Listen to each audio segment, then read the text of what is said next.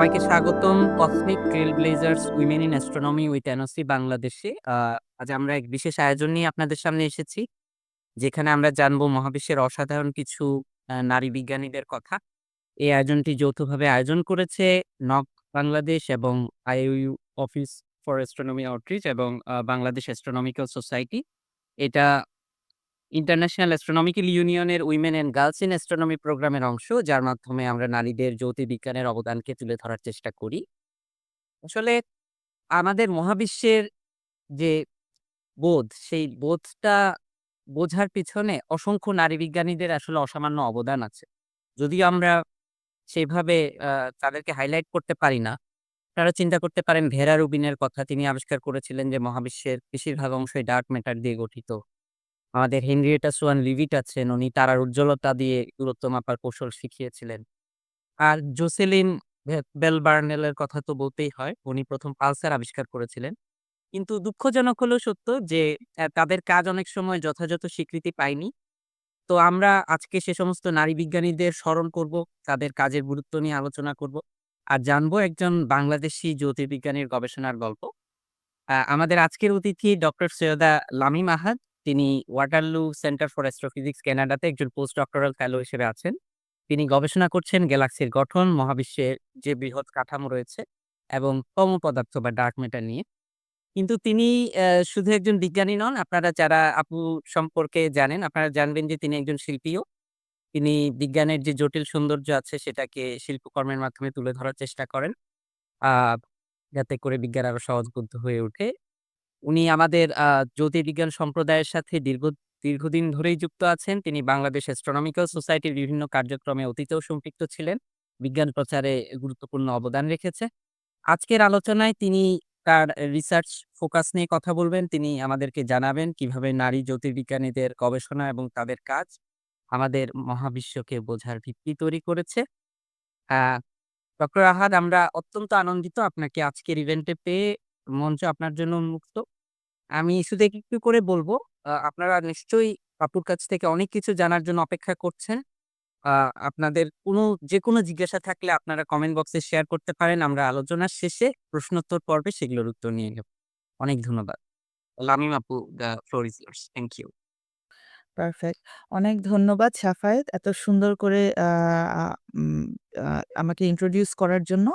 আ তো এখন অলরেডি যারা যুক্ত আছেন সবাইকে সালাম এবং শুভেচ্ছা জানাচ্ছি। অনেক ধন্যবাদ আপনাদেরকে এই আয়োজনে যুক্ত হবার জন্য এবং তার চেয়েও বেশি ধন্যবাদ ব্যক্তিগতভাবে আজকের এই প্রোগ্রামের আয়োজকদের এনওসিবিডি এবং হচ্ছে আ সাফায়েত এবং অন্যান্য ভলান্টিয়াররা যারা এই আয়োজনের পেছনে আ অ বেশ অনেকদিন ধরে পরিশ্রম করে আসছেন। তো আম হ্যাঁ, সাফায়েত যেটা বলল যে আজকে আমাদের আলোচনার বিষয় হচ্ছে আম জ্যোতির্বিজ্ঞানে মানে অ্যাস্ট্রোনমি অ্যান্ড অ্যাস্ট্রোফিজিক্সে নারী জ্যোতির্বিদদের যে অবদান রয়েছে সেটাকে একটু হাইলাইট করা। উম কারণ অনেক সময়ই তাদের অবদানকে আমরা খুব বেশি আ যতটুকু এটার হাইলাইটের প্রয়োজন ততটুকু সেটা আসে না এবং যে সকল নারী জ্যোতির্বিদের কথা সাফায়েত এইমাত্র উল্লেখ করে গেল, যেমন ভেরা রুবিন রয়েছেন, তারপরে হেনরিয়েটা লেভিট রয়েছেন, জোসলিন বেল বার্নেল রয়েছেন। এরকম আরো অনেকে আছেন যাদের কাজ আমরা যাদের আবিষ্কারের কথা বা যাদের অবদানের কথা আমরা আসলে জানতে পেরেছি তাদের অবদানটা হয়ে যাবার অনেক পরে। তো ব্যাপারটা দুঃখজনক। কিন্তু আজকের যেই টক আছে এখানে আমি আসলে আ তাদেরকেও তাদের কাজকেও কাজের ব্যাপারটাকেও আলোচনা করব। তবে আশা করব যে আমাদের বিশ্বব্যাপী ইন্টারন্যাশনাল অ্যাস্ট্রোনমিক্যাল ইউনিয়ন এবং আরো বিভিন্ন ধরনের যে সকল আয়োজন রয়েছে তার মাধ্যমে আমরা বিজ্ঞানে শুধু নারীদের অবদান না, ইন জেনারেল বিজ্ঞানে যেকোনো দেশের যেকোনো জেন্ডারের সব জায়গার মানুষের অবদানকে যাতে আমরা সমানভাবে বিজ্ঞানে তাদের কাজের গুরুত্ব সাপেক্ষে তাদেরকে হাইলাইট করতে পারি। তাদের তাদের ধর্ম, বর্ণ, তারা কোথায় আছেন, এইসব ব্যাপারগুলো যাতে বিজ্ঞানে আ চলে না আসে সেটাই আসলে আন্তর্জাতিক বিজ্ঞান কমিউনিটির একটা মূল লক্ষ্য বলা যেতে পারে at some point. তো আম আজকের টপিকে যেটা আমি করেছি যে শুধুমাত্র অ্যাস্ট্রোনমি এবং অ্যাস্ট্রোফিজিক্সে নারীদের অবদান না নিয়ে আমি হচ্ছে একটু পার্টিকুলারলি হাইলাইট করতে চাই আ গ্যালাক্সির জন্ম বা ছায়াপথের জন্ম, বিবর্তন এবং কসমোলজি বা বিশ্ব সৃষ্টি তত্ত্বে নারী জ্যোতির্বিদ এবং পদার্থবিদদের যে অবদান সেগুলোকে। তার পিছনে ব্যক্তিগত প্রেফারেন্স এর কারণটাই মূল রয়েছে। কারণ আমার নিজের গবেষণার বিষয়বস্তু গ্যালাক্সি ইভোলিউশন এবং কসমোলজি এই দুটোর ইন্টারফেসে। তো আজকের মূল আলোচনা শুরু করবার আগে আমি জাস্ট খুব ছোট করে আমার কাজের ব্যাপারে একটু বলতে চাই। যে মাত্রই বললাম আমার কাজের মূল বিষয়বস্তু হচ্ছে যে গ্যালাক্সি এভোলিউশন। তো এই গ্যালাক্সির জন্ম এবং বিবর্তনের ক্ষেত্রে আমি মহাবিশ্বের যেই স্ট্রাকচারটাকে বেশি ফোকাস করে থাকি তাকে আমরা বলি ক্লাস্টার অফ গ্যালাক্সিস। তো ক্লাস্টার গ্যালাক্সিস জিনিসটা কি? সেটার জন্য আমরা যদি ১ম এই বাম পাশের ছবিটায় তাকাই, সেটা আমাদেরকে একটা আইডিয়া দেবে। তো এখানে ছায়াপথ বলতে ডেফিনিটলি আমি মিন করেছি আমরা যেরকম আমাদের সৌরজগৎ যেমন মিল্কি ওয়ে বা আকাশগঙ্গা ছায়াপথের একটা অংশ, এরকম মহাবিশ্বে আরো বিলিয়ন, বিলিয়ন গ্যালাক্সি রয়েছে। তো এই গ্যালাক্সিগুলো মহাবিশ্বে কিভাবে ছড়িয়ে আছে সেটার দিকে যদি আমরা তাকাই, সেটারই একটা ছবি হচ্ছে এই বাম পাশের আম আম ব ছবিটা। তো এটা 2DF গ্যালাক্সি সার্ভে থেকে করা একটা ছবি। Um just a moment. Let me see perfect.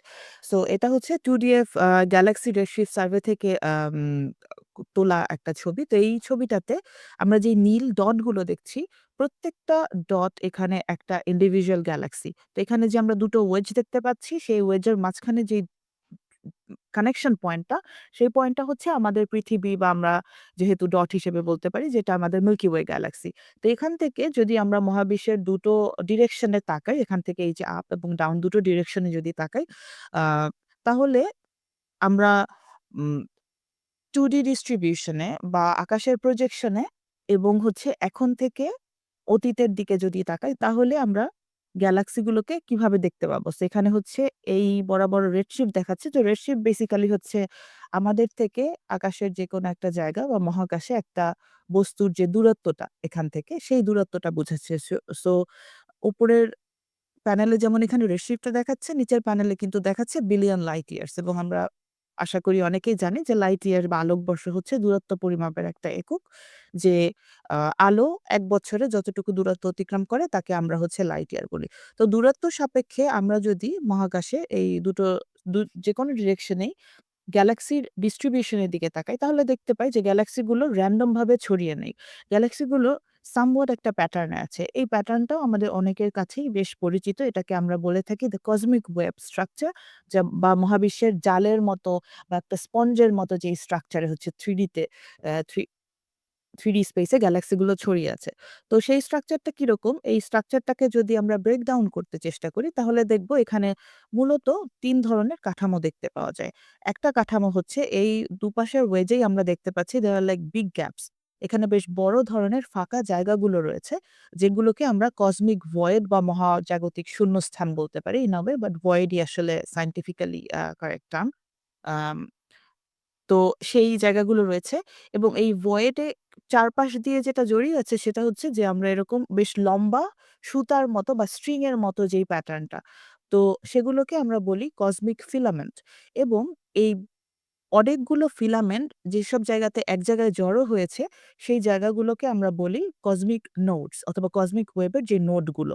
তো এই নোড বা এই জড়ো হবার বা জাংশনের যে জায়গাগুলো সেখানে আসলে কি দেখতে পাওয়া যাচ্ছে যে সেখানে ডটগুলো এতই বেশি গভীরভাবে আছে যে এখানে অনেকটা মনে হচ্ছে যে দে আর লাইক প্যাচেস, এখানে ইন্ডিভিজুয়াল ডটের বদলে অনেক বেশি পরিমাণে হচ্ছে গ্যালাক্সি রয়েছে। তো মহাবিশ্বের এই ডিস্ট্রিবিউশন এ খুব কম একটা ভলিউম স্পেসে বা খুব কম একটা আয়তনে যখন অনেক বেশি পরিমাণে গ্যালাক্সি থাকে, তাদের সংখ্যা কয়েকশো থেকে কয়েক হাজার, ১০,০০০ বা তারও বেশি হতে পারে। তো সেই জায়গাগুলোকে আমরা পার্টিকুলারলি ক্লাস্টার অফ গ্যালাক্সি বলে থাকি। এটার একটা উদাহরণ আমরা ডানের ছবিটাতে দেখতে পাচ্ছি। এটা হাবল স্পেস টেলিস্কোপ থেকে নেয়া একটা ছবির অংশ এবং আমার যতটুকু মনে পড়ে এটা হচ্ছে হারকিউলিস গ্যালাক্সি ক্লাস্টারের একটা অংশ। তো এই ক্লাস্টারে এখানে আমরা পেছনে যে খুব ছোট, ছোট যেই ডটগুলো দেখছি ওগুলি হচ্ছে আমাদের ব্যাকগ্রাউন্ডের আ সোর্সেস। এখানে আমরা যে একটা গ্লো দেখতে পাচ্ছি এটা খুব সম্ভবত এই জায়গাটা যেই জায়গাটার ছবি নেয়া হয়েছে তার কাছেই একটা খুব উজ্জ্বল তারা ছিল। ওই তারা থেকে আসা একটা গ্লো মোস্ট লাইকলি।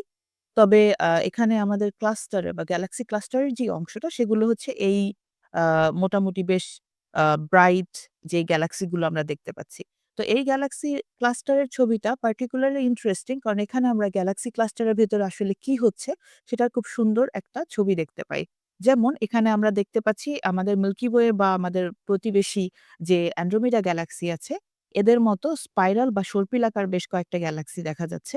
আবার একই সাথে আমরা এখানে এই এলিপ্টিক্যাল যে গ্যালাক্সিগুলো বা আমরা হচ্ছে উপবৃত্তাকার গ্যালাক্সি হ্যাঁ, যেটা সেই গ্যালাক্সিগুলো দেখতে পাচ্ছি।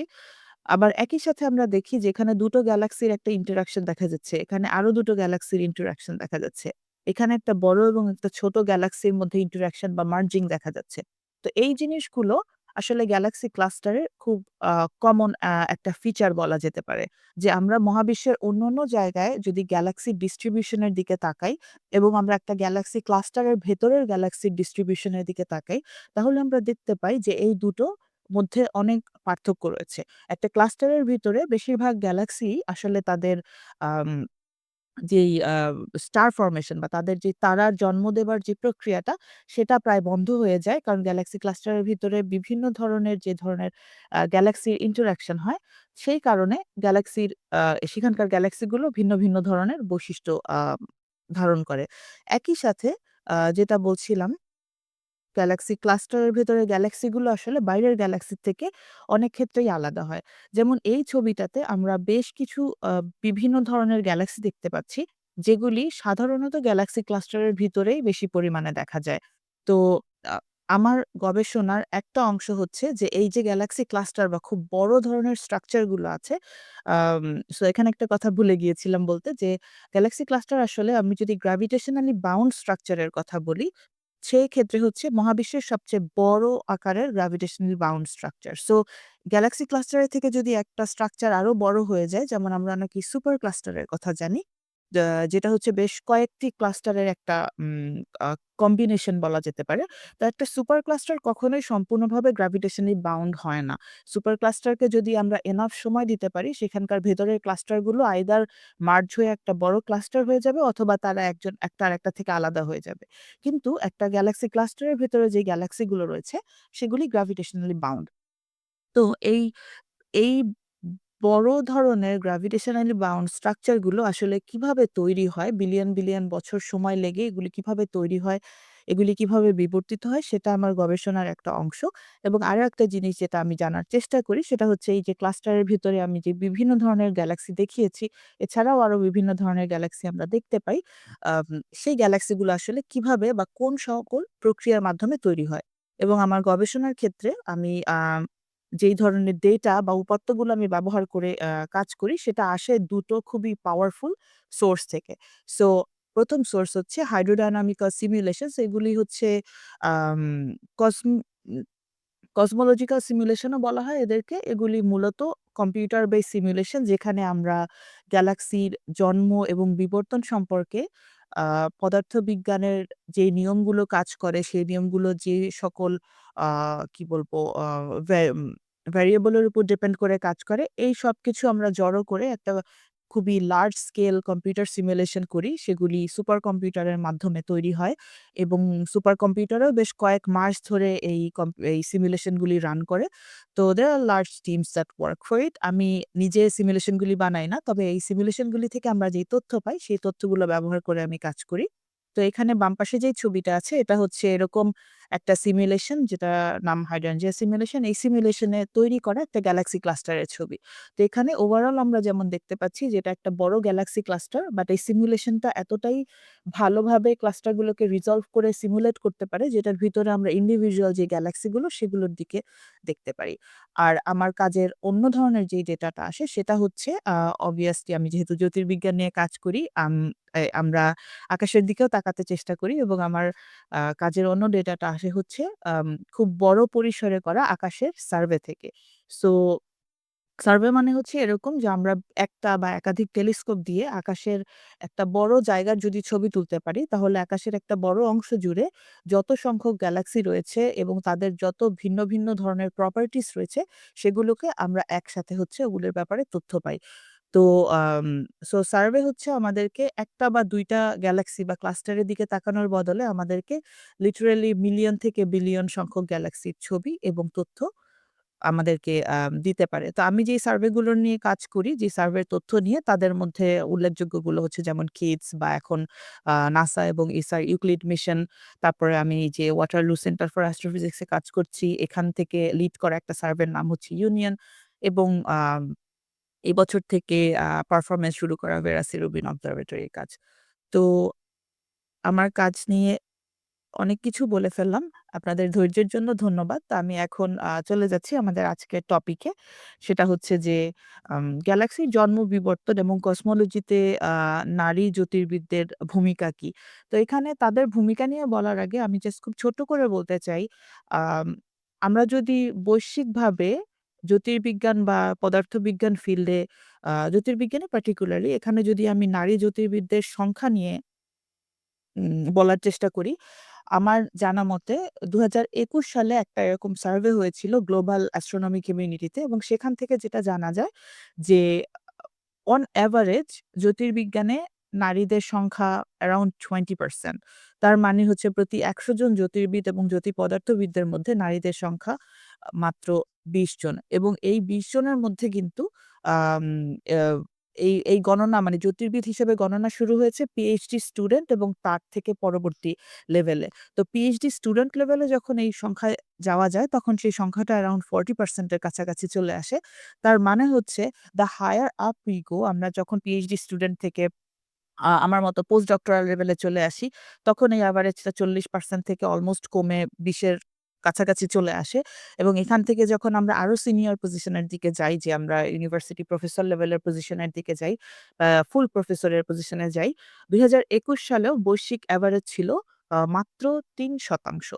তার মানে প্রতি ১০০ জন আ ও পুরুষ জ্যোতির্বিদের জায়গায় বা প্রতি ১০০ জন জ্যোতির্বিদের মধ্যে on average there are only like 3 women astrophysicists. এখন কথা হচ্ছে যে এর পিছনে অনেক কিছু কাজ করে। অনেক ধরনের ফ্যাক্টর কাজ করে। সেখানে শুধুমাত্র আম কতজন বিজ্ঞানে বা জ্যোতির্বিজ্ঞানে আগ্রহী সেটাই না এবং এর পাশাপাশি হচ্ছে যেই যেই জায়গাগুলোতে, যেই ফিল্ড গুলোতে আমরা কাজ করছি, যেই ইউনিভার্সিটিতে আমরা কাজ করছি, সেখানে আসলে কাজের পরিবেশ কিরকম, সেখানে আসলে আ ডাইভার্স ব্যাকগ্রাউন্ড এর মানুষজনের আম আম রিটেনশন এর রেটটা কিরকম? যে এখানে শুধুমাত্র যে নারী জ্যোতির্বিদদের সংখ্যা কম তাই না। এখানে যদি আমরা বিভিন্ন দেশের মানুষের কথা চিন্তা করি বা বিশ্বের বিভিন্ন অঞ্চলের মানুষের কথা চিন্তা করি, সেই আম রেশিওটা আরো অনেক বেশি অ্যালার্মিং হয়ে যায়। তো এটা নিয়েই এই এই টপিকটা নিয়ে আসলে অনেকদিন ধরে কথা বলা যায়। কিন্তু that's quite a bit depressing. তো আজকে যখন আমি এই আম এই অ্যাস্ট্রোনমিতে নারীদের ভূমিকা নিয়ে কথা বলার সুযোগ পেলাম, তখন আমি বললাম যে, "আচ্ছা আমি আম বৈশ্বিকভাবে জ্যোতির্বিজ্ঞানে নারীদের সংখ্যা নিয়ে কিছুটা হলেও জানাতে চাই। বাট আমাদের মূল লক্ষ্য হচ্ছে টু হাইলাইট দ্য পজিটিভস যে আচ্ছা যদিও নারীদের সংখ্যা বেশ কম, তারপরও তাদের যে অবদান রয়েছে জ্যোতির্বিজ্ঞানে এবং গ্যালাক্সির বিবর্তন এবং কসমোলজিতে আমাদের আম কি বলবো মহাবিশ্বে আসলে কি হচ্ছে সে ব্যাপারে আমাদের ধারণাগুলোকে আরো উন্নত করতে নারী জ্যোতির্বিদদের কাজের অবদান আসলে অনেক রয়েছে। তো আমরা সেটাই একটু ফোকাস করতে চাই। ১ম এই আমি যদি গ্যালাক্সির বিবর্তনে নারীদের ভূমিকা নিয়ে কথা বলতে চাই, তাহলেই যার নাম চলে আসে উনি হচ্ছেন ক্যারোলিন হার্শেল। আম তো উনার আসলে উনার ভূমিকা অনেক ধরনের বা বহুজাগতিক।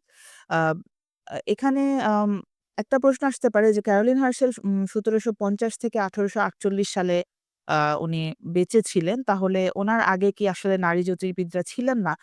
অবশ্যই ছিলেন। আমরা আরো অনেক আগে থেকে আ জ্যোতির্বিজ্ঞান যেহেতু খুব প্রাচীন একটা শাখা বিজ্ঞানের, অনেক আগে থেকেই জ্যোতির্বিজ্ঞানে নারীদের ভূমিকা রয়েছিল। কিন্তু যেহেতু আমি আজকের টপিকটা হচ্ছে গ্যালাক্সির জন্ম এবং বিবর্তনের মধ্যেই মোটামুটি সীমাবদ্ধ রাখতে চাই। তাই আমি হচ্ছে গ্যালাক্সির জন্ম এবং বিবর্তনের সাথে কানেক্টেড নারীদের কাজের ভূমিকাটাকেই তুলে ধরার চেষ্টা করছি।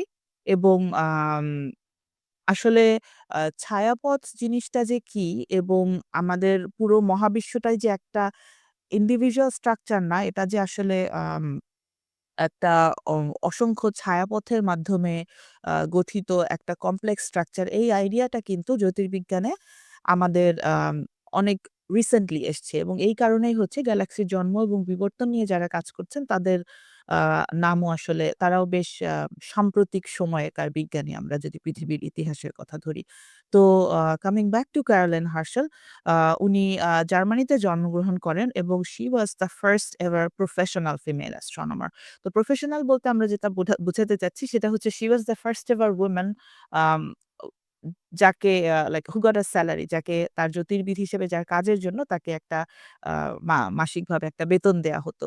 তো উনি আ ব্যক্তিগতভাবে আ বেশ কিছু ধূমকেতু আবিষ্কার করেছেন এবং একটা ওপেন স্টার ক্লাস্টার, যেটা মুক্ত তারাগুচ্ছ যেটা বলে, যেগুলি হচ্ছে খুব ইয়াং স্টার ক্লাস্টার, সেগুলো আবিষ্কার করেছেন এবং ১৪ টা নেবুলি। তো ১৭৫০ থেকে ১৮৪৮ ওই সময়টার মধ্যে কিন্তু আমরা আকাশে ছায়াপথ এবং অন্যান্য যে প্ল্যানেটারি নেবুলা বা যা কিছু আছে এগুলোকে আলাদা করতাম না। কারণ আকাশে পৃথিবী থেকে ছোট টেলিস্কোপ দিয়ে যদি আমরা এগুলোর দিকে তাকাই তাহলে সবকিছুই মোটামুটি একটু ফাজি, একটু মেঘের মতো ধোঁয়া একটা স্ট্রাকচারের মতো দেখা যায়। এই কারণে সবগুলোকেই একসাথে নেবুলি বা মেঘ গুচ্ছ এরকম কিছু বলা হতো।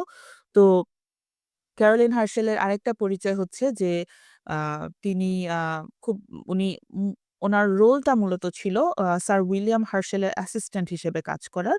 উইলিয়াম হার্শেল অ সে সময়কার একজন নন্দিত জ্যোতির্বিজ্ঞানী। উনি তখন আম আ ইংল্যান্ডে হচ্ছে রাজা কিং জর্জ III তার হচ্ছে আ কোর্ট অ্যাস্ট্রোনমার হিসেবে কাজ করতেন।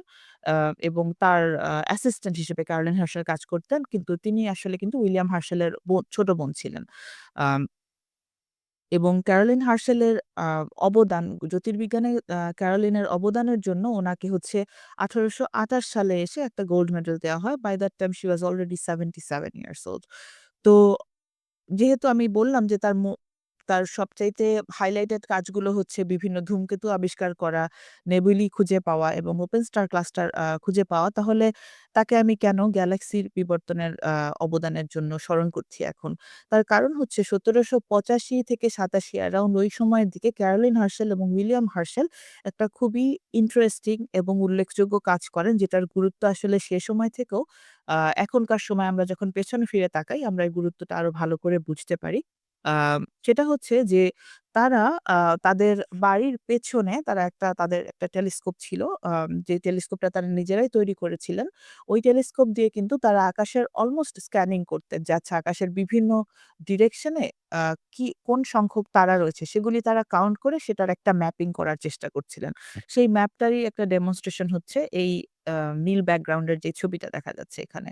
এখানে তারা বা সান দিয়ে যেটা আইডেন্টিফাই করা সেটা হচ্ছে বেসিক্যালি পৃথিবী থেকে তারা যেই লোকেশনটা থেকে করছিলেন সেটার ইকুইভ্যালেন্ট। তার পাশাপাশি এখানে যে বিভিন্ন আকারের এবং বিভিন্ন ডিস্ট্রিবিউশন এ যেই তারা দেখা যাচ্ছে, এটা আসলে আম এটার মূল আম কি বলবো? মূল সোর্সটা হচ্ছে খুবই সিম্পলিফাইড, কারণ এট দ্যাট টাইম ওই সময় আসলে পৃথিবী থেকে বা আমাদের কি বলবো? সৌরজগৎ থেকে আশপাশের তারার যদি আমরা দূরত্ব মাপতে চেষ্টা করতাম, আমরা খুব বেশি দূর পর্যন্ত কিন্তু ভালোভাবে দূরত্বটা মাপতে পারতাম না। আমরা মোটামুটি 3.26 লাইট ইয়ার্স বা ১ পারসেক পর্যন্ত দূরত্ব মাপতে পারতাম। এরপরের দূরত্বগুলি অনেকটা আইবল করা যে আচ্ছা একটা তারা কতটা বড় বা কতটা ছোট দেখা যাচ্ছে সেই হিসেবে তারা হচ্ছে তার আ সেই তারাগুলোর আকার এখানে দিয়েছেন। তবে তারা যেটা কাউন্ট করতে পেরেছেন সেটা হচ্ছে বিভিন্ন ডিরেকশন এ তারার সংখ্যাটা এবং সেই সংখ্যাগুলোকেই সংখ্যার সাথে তারাটা আকাশে কত বড় দেখা যাচ্ছে সেই হিসেবে হচ্ছে উইলিয়াম এবং কার্লিন হার্শেল সেই তারাগুলোর ডিস্ট্রিবিউশন এখানে বসিয়েছেন। তো এখান থেকে তারা মূল যেই দুটো জিনিস পেয়েছেন সেটা হচ্ছে যে আমরা যদি একটা 3D স্পেস এ চিন্তা করি সেটা সেই 3D স্পেস এ আমাদের সূর্য থেকে একটা প্লেন বরাবর বা একটা ফ্ল্যাট ডিস্ক বরাবর তারার ডিস্ট্রিবিউশন অনেক বেশি ঘন কম্পেয়ার টু তারা যদি উপরে এবং নিচের দিকে হচ্ছে তারার সংখ্যাটা গণনা করে। তো সেখান থেকে তারা যেই আ মোটামুটি একটা কনক্লুশন এ আসেন সেটা হচ্ছে যে আমাদের মিল্কি ওয়ে বা আকাশগঙ্গা ছায়াপথ একটা ফ্ল্যাট ডিস্কের মতো বা একটা প্লেটের মতো ভাবে হচ্ছে তারাগুলো ডিস্ট্রিবিউটেড আছে এবং এটা আমি যদি এভাবে ভাবি যে সূর্য হচ্ছে আম I don't know মহাবিশ্বের কেন্দ্রে আছে বা মহাবিশ্বের সবকিছু তারা এবং অন্যান্য জিনিস জাস্ট randomly distributed তার মানে কিন্তু আমরা এরকম কোন ধরনের ফ্ল্যাট ডিস্ক লাইক স্ট্রাকচার দেখব না। আমরা ত্রিমাত্রিক জায়গাতে সব দিকেই একই সংখ্যক তারার একটা ডিস্ট্রিবিউশন দেখতে পাবো। তো তার বদলে যে আমরা ফ্ল্যাট ডিস্ক লাইক একটা স্ট্রাকচার দেখতে পাই এটার ১ম প্রমাণ হচ্ছে তাদের কাছ থেকে আসে।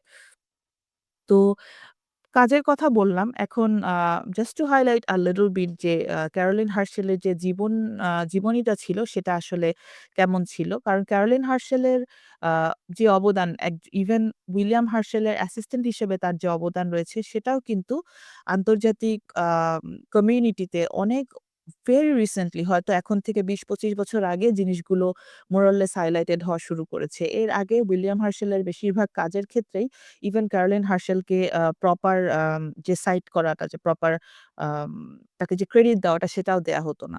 এবং ক্যারোলিন হার্শেলের জীবনটা আসলে অনেক বেশি কঠিন ছিল। ১০ বছর বয়সে তার টাইফাস হয়। সেখান থেকে ওই অসুখের তীব্রতার কারণে তার গ্রোথটা হ্যাম্পার্ড হয়ে যায়। সো তার উচ্চতা একদম প্রাপ্তবয়স্ক সময়েও সে মাত্র ৪ ফুট ৩ ইঞ্চি লম্বা ছিল এবং ওই সময়কার আম সামাজিক প্রেক্ষাপটে তার পরিবারের মানুষজন মনে করলেন যে তার আসলে কোনো ম্যারেজ প্রসপেক্ট নেই। আ সো তাকে সেই সময়কার মেয়েদের যেই জিনিসগুলো টিপিক্যালি যে জিনিসগুলি শেখানো হতো যেমন I don't know যখন সেলাই বা আম টুকটাক এডুকেশনের কাজ হয়তো পোয়েট্রি এই টাইপের জিনিসপত্র শেখানো হতো। তার মা মনে করলেন এইসব শিক্ষার আসলে তার দরকার নেই। বরঞ্চ ক্যারোলিন ঘরবাড়ির কাজ শিখতে পারে এবং ঘরের কাজে সাহায্য করতে পারে। সো তার প্রপার ওই সময়কার হিসেবে যে সোসাইটিতে গিয়ে অন্য মানুষজনের সাথে যে কথাবার্তা বলবে এই কাজ তার করার প্রয়োজন নাই। যেহেতু সে দেখতে খুব একটা ভালো না। এটা তার মায়ের সিদ্ধান্ত ছিল এবং তার পরিবারের। তো ক্যারোলিন সেটাই করলেন। উনি বাসায় থেকে বাড়ির কাজে সাহায্য করতে থাকলেন। তবে একই সাথে উনি আ মিউজিক সেই সময়কার ক্লাসিক্যাল মিউজিকের চর্চা শিখলেন এবং she was a pretty talented singer. তো ১৯৭২ সালে আ উনাকে হচ্ছে উনার ভাই যে উইলিয়াম হার্শেল তিনি তখন বাথে ইংল্যান্ডের বাথ নামক শহরে হচ্ছে কাজ করতেন এবং ওই সময় কিন্তু উইলিয়াম হার্শেল ওখানে একজন মিউজিশিয়ান হিসেবে কাজ করতেন। তিনি তখন একজন শখের জ্যোতির্বিদ ছিলেন কিন্তু তার কাজ তখনো অতটা সমাদৃত হয়নি যে উনি কোর্ট অ্যাস্ট্রোনমার হিসেবে কাজ করবেন। সো পেশা হিসেবে উনি মিউজিশিয়ানের কাজ বেছে নিয়েছিলেন এবং উনার মিউজিশিয়ান হিসেবে উনার কাজ আসলে খুব বেশি সফল ছিল না। তো তখন উনি চিন্তা করলেন যেহেতু উনার চলতে কষ্ট হচ্ছে, সো উনি যদি ক্যারোলিনকে বাড়ি থেকে নিয়ে আসতে পারেন তাহলে ক্যারোলিন তার বাড়ির কাজেও সাহায্য করতে পারবে। আবার একই সাথে তার মিউজিক্যাল ক্যারিয়ার এও হেল্প করতে পারবে। আম প্রিটি ম্যানিপুলেটিভ, রাইট? বাট সেটাই উনি করেছিলেন। অ্যান্ড সেটা আসলে উইলিয়াম হার্শেল এবং ক্যারোলিন হার্শেল ২ জনের জীবনকেই পরবর্তী সময়ের জন্য বেশ বদলে দিয়েছিল। তো ক্যারোলিন যখন আসলেন উনি অ্যাজ দেয়ার প্ল্যান উনি বাড়ির কাজে হেল্প করলেন এবং একই সাথে তার মিউজিক্যাল ক্যারিয়ারেও হেল্প করছিলেন উনি যেহেতু গান গাইতে জানতেন। উনি আসার পরে উইলিয়ামের musical career got better as well. But at the same time যেহেতু উইলিয়াম হার্শেল শখের বশে জ্যোতির্বিজ্ঞান করতেন এবং এর জন্যও তার প্রয়োজনীয় পরিমাণ ফান্ডিং ছিল না। তো উনি চিন্তা করলেন যে আচ্ছা ক্যারোলিনকে যদি আমি একটু গণিত শেখাতে পারি তাহলে সে আমার জ্যোতির্বিজ্ঞানের শখের কাজেও হেল্প করতে পারবেন। Caroline was very interested in that. So সেখান থেকে ক্যারোলিন আম গণিত শিখে তাকে খুব টিডিয়াস যত ধরনের ক্যালকুলেশনস ছিল সেগুলির কাজে তাকে হেল্প করতে শুরু করলেন। আ আম এবং বাড়ির পেছনে যেই বড় টেলিস্কোপটা বানিয়ে তারা আকাশ দেখতেন সেই টেলিস্কোপটা বানানোর জন্য সেই টেলিস্কোপের লেন্স বানানোর জন্য ক্যারোলিন তাকে হেল্প করেন এবং ওই টেলিস্কোপ দিয়ে যখন তারা আকাশের স্টার ক্যাটালগিং করছিলেন সেই কাজেও সে হেল্প করেন। এই কোনো কাজই কিন্তু অনেক, অনেক দিন পর্যন্ত কোনো প্রপার ক্রেডিটিং পায়নি।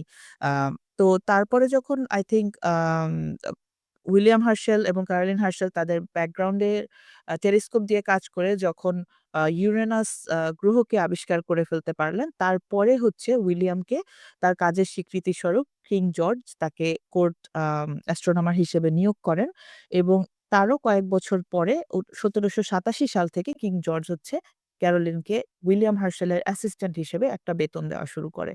তো শুধুমাত্র তার ভাইয়ের কাজে তিনি সাহায্যই করতেন না। সুন এনাফ উনি তার নিজের ইন্ডিপেন্ডেন্ট ওয়ার্ক শুরু করেন এবং নিজে আ ব্যক্তিগতভাবে তিনি ওই যে যে নেবুলি, ওপেন ক্লাস্টার এবং কমেটস আবিষ্কার করেছে সেই কাজগুলো তার ব্যক্তিগতভাবে করা। আম তবে যেটা বলছিলাম যে মোটামুটি ২৫-৩০ বছর আগে থেকে ক্যারোলিন হার্শেলের কাজ ফাইনালি লাইমলাইটে আসা শুরু করে এবং এখন তার নিজের ছবি, তার বায়োগ্রাফি এবং কন্ট্রিবিউশন কিন্তু ইংল্যান্ডের যে গ্রিনিচ মানমন্দির আছে সেখানকার আ যেই জাদুঘর আছে সেখানে কিন্তু খুব সুন্দরভাবে হাইলাইট করা হয়েছে।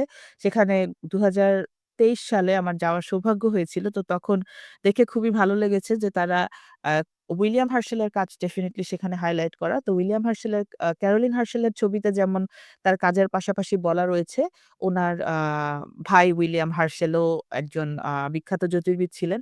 উইলিয়াম হার্শেলের ছবিতে যখন তার কাজ এবং আ জীবনী সম্পর্কে বলা হয়, সেখানেও এই সুন্দর করে তারা এড করে দিয়েছে যে আ তার বোন ক্যারোলিন হার্শেলও একজন সিগনিফিক্যান্ট জ্যোতির্বিদ ছিলেন তার সময়কার এবং উইলিয়াম হার্শেলকে তার কাজে অনেক হেল্প করেছেন। আম ডেফিনিটলি এটা উইলিয়াম হার্শেলের কাজকে ছোট করে না। It just makes things way more clear এবং যার প্রপার যে ক্রেডিটটা দরকার সেটা আ সেখানে দেয়া হয়েছে। তো দেখে খুবই ভালো লেগেছে যে we are doing better than before. আম এরপরে যার নাম আ স্মরণ করছি তার কথাও সাফায়েত ১ম এই আজকে বলেছে। তিনি হচ্ছেন হেনরিয়েটা সোয়ান লেভিট। তিনি ১৮৬৮ সালে জন্মগ্রহণ করেন এবং উনি ১৯২১ সাল পর্যন্ত বেঁচে ছিলেন। আ ঠিক উনার প্রয়াণের কয়েক বছরের মধ্যেই উনার কাজ আমাদের আ গ্যালাক্সি এভোলিউশন আম এর ব্যাপারে আমাদের যে ধারণা রয়েছে সেটাকে অনেক, অনেক আ স্ট্রং ভাবে বদলে দিয়েছে। উনি একজন আমেরিকান জ্যোতির্বিদ ছিলেন। তিনি হার্ভার্ড কলেজ আ অবজারভেটরিতে হচ্ছে একজন জ্যোতির্বিদ হিসেবে কাজ করতেন। কিন্তু তার কাজ কিন্তু আসলে একজন জ্যোতির্বিদ হিসেবে ছিল না। তার পজিশন ছিল অ্যাজ আ কম্পিউটার এবং কম্পিউটার বলতে আমরা এখন যে ডিভাইস গুলো ব্যবহার করি সেই অর্থে না। Computer in a more traditional sense যে আ পারসন হু কম্পিউট। কারণ সেই সময় হার্ভার্ড কলেজ অবজারভেটরিতে একদল বিখ্যাত আ হিউম্যান কম্পিউটার্স কাজ করতেন, যাদের নিয়ে আমি একটু পরেই বলব। আ এবং যাদের কাজ ছিল উম হার্ভার্ড কলেজ অবজারভেটরিতে যে ধরনের ছবি তোলা হতো তারাদের, সেই ছবি থেকে বা ফটোগ্রাফিক প্লেট থেকে তারার আ ক্যাটালগিং করা এবং তারাদের উজ্জ্বলতা মেপে নেয়া। তো কথা হচ্ছে যে এই যে হিউম্যান কম্পিউটার হিসেবে হেনরিয়েটা কাজ করতেন, তাও কিন্তু ১ম দিকে উনি এটার জন্য কোনো বেতন পেতেন না। উনি ১ম এ ভলান্টিয়ার হিসেবে কাজ করেন। এইভাবে এবং ভলান্টিয়ার হিসেবে প্রায় ৭ বছর কাজ করার পরে উনাকে একজন স্টাফ মেম্বার হিসেবে অ্যাপয়েন্ট করা হয় এবং এই ৭ বছরে উনার কাজের ভূমিকা এতই গুরুত্বপূর্ণ ছিল যে উনাকে সরাসরি কিন্তু উনি যেই টিমে কাজ করতেন সেই টিমের লিডার হিসেবে অ্যাপয়েন্ট করা হয়। আম তো হেনরিয়েটা লেভিটেরও প্রাইমারি অ্যাপয়েন্টমেন্ট ছিল হচ্ছে আম যেটা বলছিলাম যে ফটোগ্রাফিক প্লেট থেকে তারাদের যে উজ্জ্বলতা সেটা মাপা এবং সেগুলি ক্যাটালগ করা যে আমরা পৃথিবী থেকে কত সংখ্যক তারা দেখতে পাচ্ছি, কোন দিকে কত সংখ্যক তারা দেখতে পাচ্ছি সেটা দেখা। এবং আ বিফোর কামিং ব্যাক টু উনার মূল কাজ যেটা, আমি হার্ভার্ড কম্পিউটার্স হিসেবে যারা কাজ করতেন তাদেরকে শ্রদ্ধা ভরে স্মরণ করতে চাই। আ যেটা বলছিলাম যে হার্ভার্ড কম্পিউটার্স হচ্ছে গ্রুপ অফ উইমেন যারা হার্ভার্ড কলেজ অবজারভেটরির ডেটা একেবারে লিটারালি ম্যানুয়ালি আ হচ্ছে তারা এনালাইজ করতেন। এখানে ডান পাশে একটা ছবিতে আমরা দেখতে পাচ্ছি এই টিমটাকে এবং ডান পাশের ছবির উপরের ছবিটাতে হচ্ছে এই হার্ভার্ড কম্পিউটার্স এর যে টিম তারা তাদের কাজ করছিলেন। তো আ এখন আমরা হচ্ছে জ্যোতির্বিজ্ঞানে যেই ছবিগুলো নিয়ে কাজ করি, এগুলি কিন্তু সম্পূর্ণ ডিজিটালাইজড এবং আমরা যে ক্যামেরাগুলো নিয়ে কাজ করি, এগুলি ক্যামেরার যে সিসিডি সেটা নিয়ে সেটা দিয়ে আমরা হচ্ছে আকাশ থেকে আসা ফোটনের ছবি তুলি এবং ডিরেক্টলি ফোটন যে কাউন্টটা, সেই কাউন্টটা আমরা ডিজিটালি পাই। সো আমরা অনেক মোর কি বলবো ডিটেইলড এনালিসিস করতে পারি। But at the same time count গুলো পাওয়া কিন্তু এখন আগের থেকে অনেক সহজ।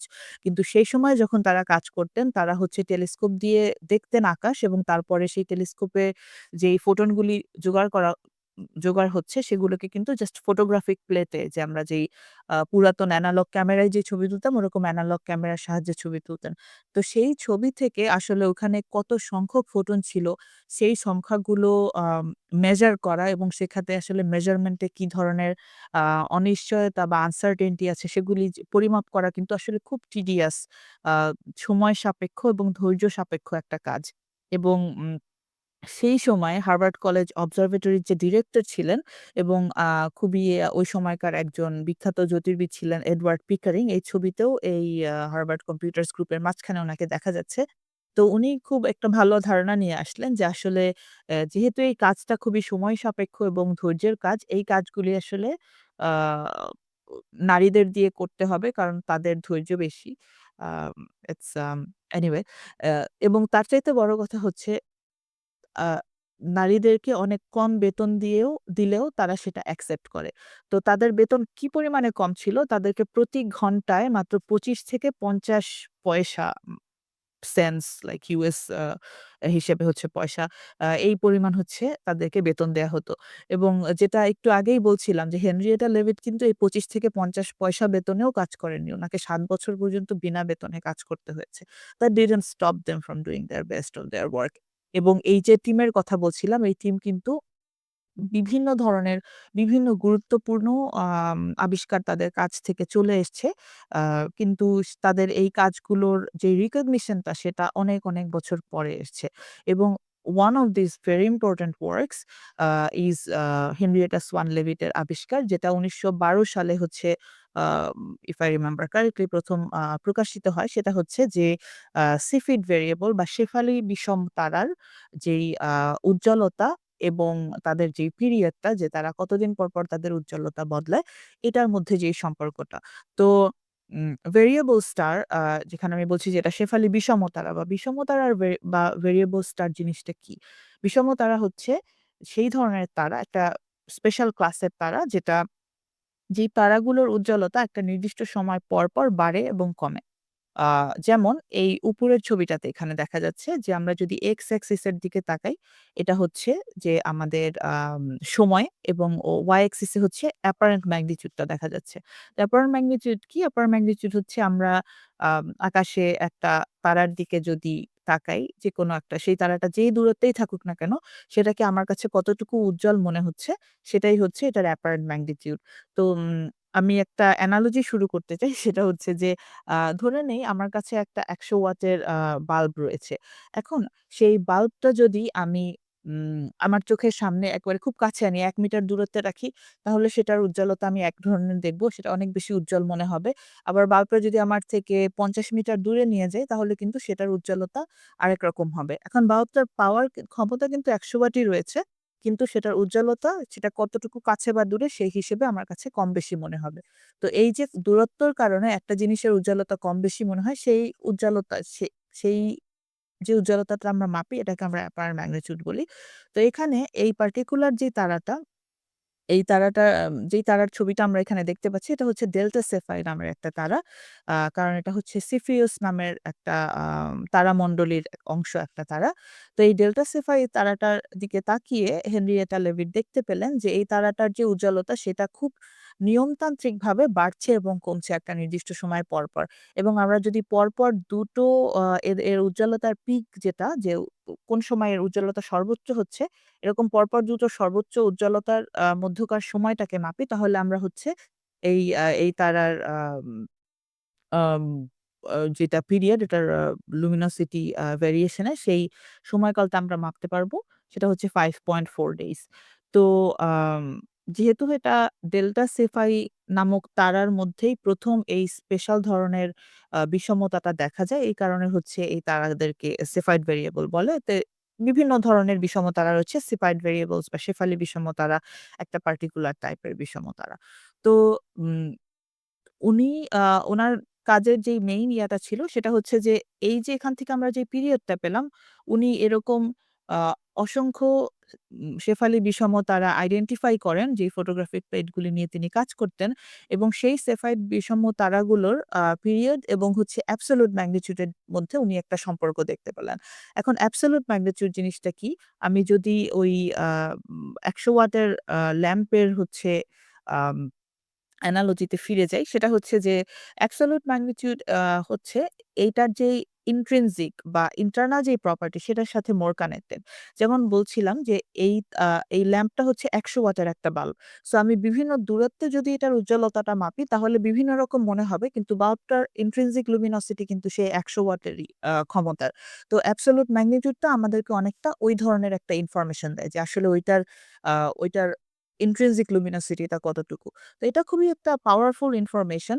কারণ আমরা যদি জানি যে একটা আলোর উৎসের উজ্জ্বলতা এক্সাক্টলি ১০০ ওয়াটই হবে এবং সেটা যদি আমি দেখি যে না ১০০ ওয়াটের বদলে আমি ৫০ ওয়াট মাপছি এবং সেই ১০০ ওয়াটটা হচ্ছে একটা পার্টিকুলার ডিসট্যান্স এ থাকবে। একটা আলো যদি আমার থেকে ১ মিটার দূরে থাকে তাহলেই সেটার উজ্জ্বলতা ১০০ ওয়াট আমি মাপবো। তাহলে আমি যদি দেখি যে না ১০০ ওয়াটের চেয়ে আমার এটার উজ্জ্বলতা বেশি মনে হচ্ছে বা কম মনে হচ্ছে, সেখান থেকে আমি বুঝতে পারবো যে ওইটা আসলে আমার থেকে কত দূরে আছে। কারণ আলোর উৎস আমাদের থেকে যত দূরে চলে যায় আমরা পদার্থবিজ্ঞানের যে ইনভার্স স্কোয়ার ল সেটা হচ্ছে যে দূরত্বের বর্গের ব্যস্তানুপাতে হচ্ছে একটা জিনিসের উজ্জ্বলতা কমে যেতে থাকে। সো আমি যদি জানি যে এটার প্রকৃত উজ্জ্বলতা বা অ্যাবসোলিউট ম্যাগনিটিউড কতটুকু এবং ওইটার আপাত উজ্জ্বলতা বা অ্যাপারেন্ট ম্যাগনিটিউড আমি কতটুকু মাপছি সেখান থেকে আমরা ওই পার্টিকুলার তারাটার দূরত্বটা মেপে নিতে পারি। তো আ কথা হচ্ছে এটা তারার আ বিষমতা থেকে তারার দূরত্ব মাপার পদ্ধতিটা হেনরিয়েটা লেভিট আবিষ্কার করেছেন। তো এগেইন গ্যালাক্সির বিবর্তনে এটার আসল ভূমিকাটা কতটুকু? ভূমিকা হচ্ছে যে উনি সেফাইড ভেরিয়েবলটা যে আবিষ্কার করেছেন এবং এখান থেকে যেহেতু আমরা একটা তারার উজ্জ্বলতা বেশ দূর পর্যন্ত খুব নিখুঁতভাবে মাপতে পারি। এই যে এটা একটা জ্যোতির্বিজ্ঞানে আমরা এই অবজেক্ট গুলিকে একটা নির্দিষ্ট নাম দেই। সেই নামটাকে হচ্ছে আমরা বলি একটা স্ট্যান্ডার্ড ক্যান্ডেল। তার মানে হচ্ছে যেই টাইপ অফ অবজেক্টের আম উজ্জ্বলতা আমরা একটা আ অন্যান্য পদ্ধতি থেকে ওইটার উজ্জ্বলতা কতটুকু হবে সেটা জানতে পারি এবং সেখান থেকে ওই আম আম কি বলব?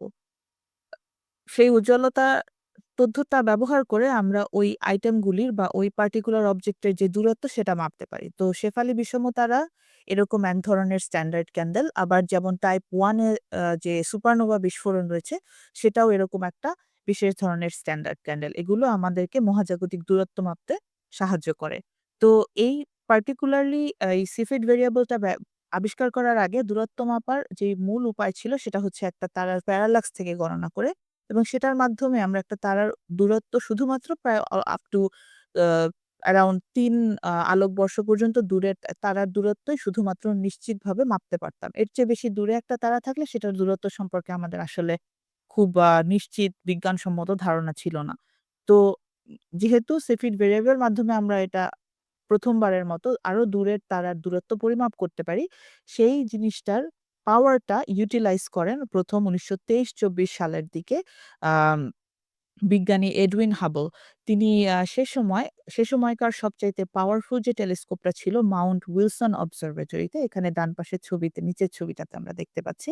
এই অবজারভেটরির যেই টেলিস্কোপটা সেটা তিনি ব্যবহার করেন এবং সেটা দিয়ে কিন্তু তিনি হচ্ছে এরকম বিভিন্ন জায়গার আম স সিফিড ভেরিয়েবল এর ডিসট্যান্স উনি মাপেন। তো উনার মেইন আ উনি সে সময় আসলে অনেক গুরুত্বপূর্ণ কাজ করেন।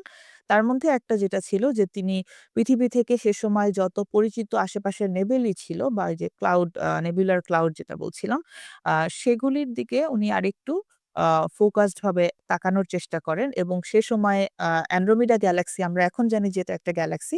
কিন্তু উনি তখন সে সময়কার জানামতে অ্যানড্রোমিডা নেবুলার দিকে তাকালেন এবং যখন তিনি এই পাওয়ারফুল টেলিস্কোপটা দিয়ে তাকালেন, তখন উনি দেখতে পেলেন যে অ্যানড্রোমিডা গ্যালাক্সি ভেতরে আসলে বেশ কয়েকটি সিফিড ভেরিয়েবল ডিটেক্ট করা সম্ভব হচ্ছে। তো যখন উনি ওখানে সিফিড ভেরিয়েবল খুঁজে পেলেন, তখন তিনি সেই সিফিড ভেরিয়েবল গুলোর মাধ্যমে অ্যানড্রোমিডা গ্যালাক্সির দূরত্ব আমাদের পৃথিবী থেকে পরিমাপ করলেন। তো যে সময়কার কথা বলছি ১৯২৩-২৪ সালের দিকে সে সময় পর্যন্তও কিন্তু মিল্কি ওয়ে যে একটা ইন্ডিভিজুয়াল গ্যালাক্সি এবং মহাবিশ্বে যে আরো অসংখ্য গ্যালাক্সি রয়েছে এই ধারণাটা কিন্তু তখন পর্যন্ত এস্টাবলিশড হয়নি। সে সময়ে এটা একটা খুবই অ্যাক্টিভ ডিবেট ছিল বিজ্ঞানীদের মধ্যে যে আসলে মহাবিশ্ব কি একটা উম কি বলবো একটা কন্টিনিউয়াস সিস্টেম নাকি এখানে হচ্ছে আ আলাদা, আলাদা তখনকার সময় গ্যালাক্সি গুলোকে বলা হতো আইল্যান্ড ইউনিভার্স। তো মহাবিশ্ব কি অসংখ্য আইল্যান্ড ইউনিভার্স এর সমষ্টি নাকি একটা কন্টিনিউয়াস একটা বিগ সিস্টেম যার মধ্যে এই নেবুলা গুলো হচ্ছে মেঘের মতো ছড়িয়ে রয়েছে। তো উনি যখন অ্যানড্রোমিডার ডিসট্যান্সটা আমাদের পৃথিবী থেকে মাপলেন, তখন দেখলেন যে অ্যানড্রোমিডা অলমোস্ট ২.৫ লক্ষ আলোকবর্ষ দূরে। So this is such a great distance যে এত দূরেও যখন আমরা অ্যানড্রোমিডা গ্যালাক্সিটাকে এই যে এই ছবিটাতে ফর এক্সাম্পল আমরা দেখতে পাচ্ছি যে এত দূরেও যখন আমরা অ্যানড্রোমিডা গ্যালাক্সিটাকে আকাশে একটা একটা ছড়ানো বস্তু হিসেবে দেখতে পাই, তার মানে অ্যানড্রোমিডা গ্যালাক্সি অনেক বড় একটা সিস্টেম এবং এই সিস্টেমের চারপাশে আমরা যে এটার বর্ডারটা দেখতে পাই, আ এর মানে এই না যে অ্যানড্রোমিডা আমাদের আ আমরা যে সিস্টেমে আছি সেটার একটা অংশ। অ্যানড্রোমিডা বরঞ্চ ইটস মোর লাইকলি যে অ্যানড্রোমিডা হচ্ছে আমাদের মিল্কি ওয়ে যেই সিস্টেমটায় আমরা আছি, এটার মতো কিন্তু অনেক বেশি দূরের একটা অবজেক্ট।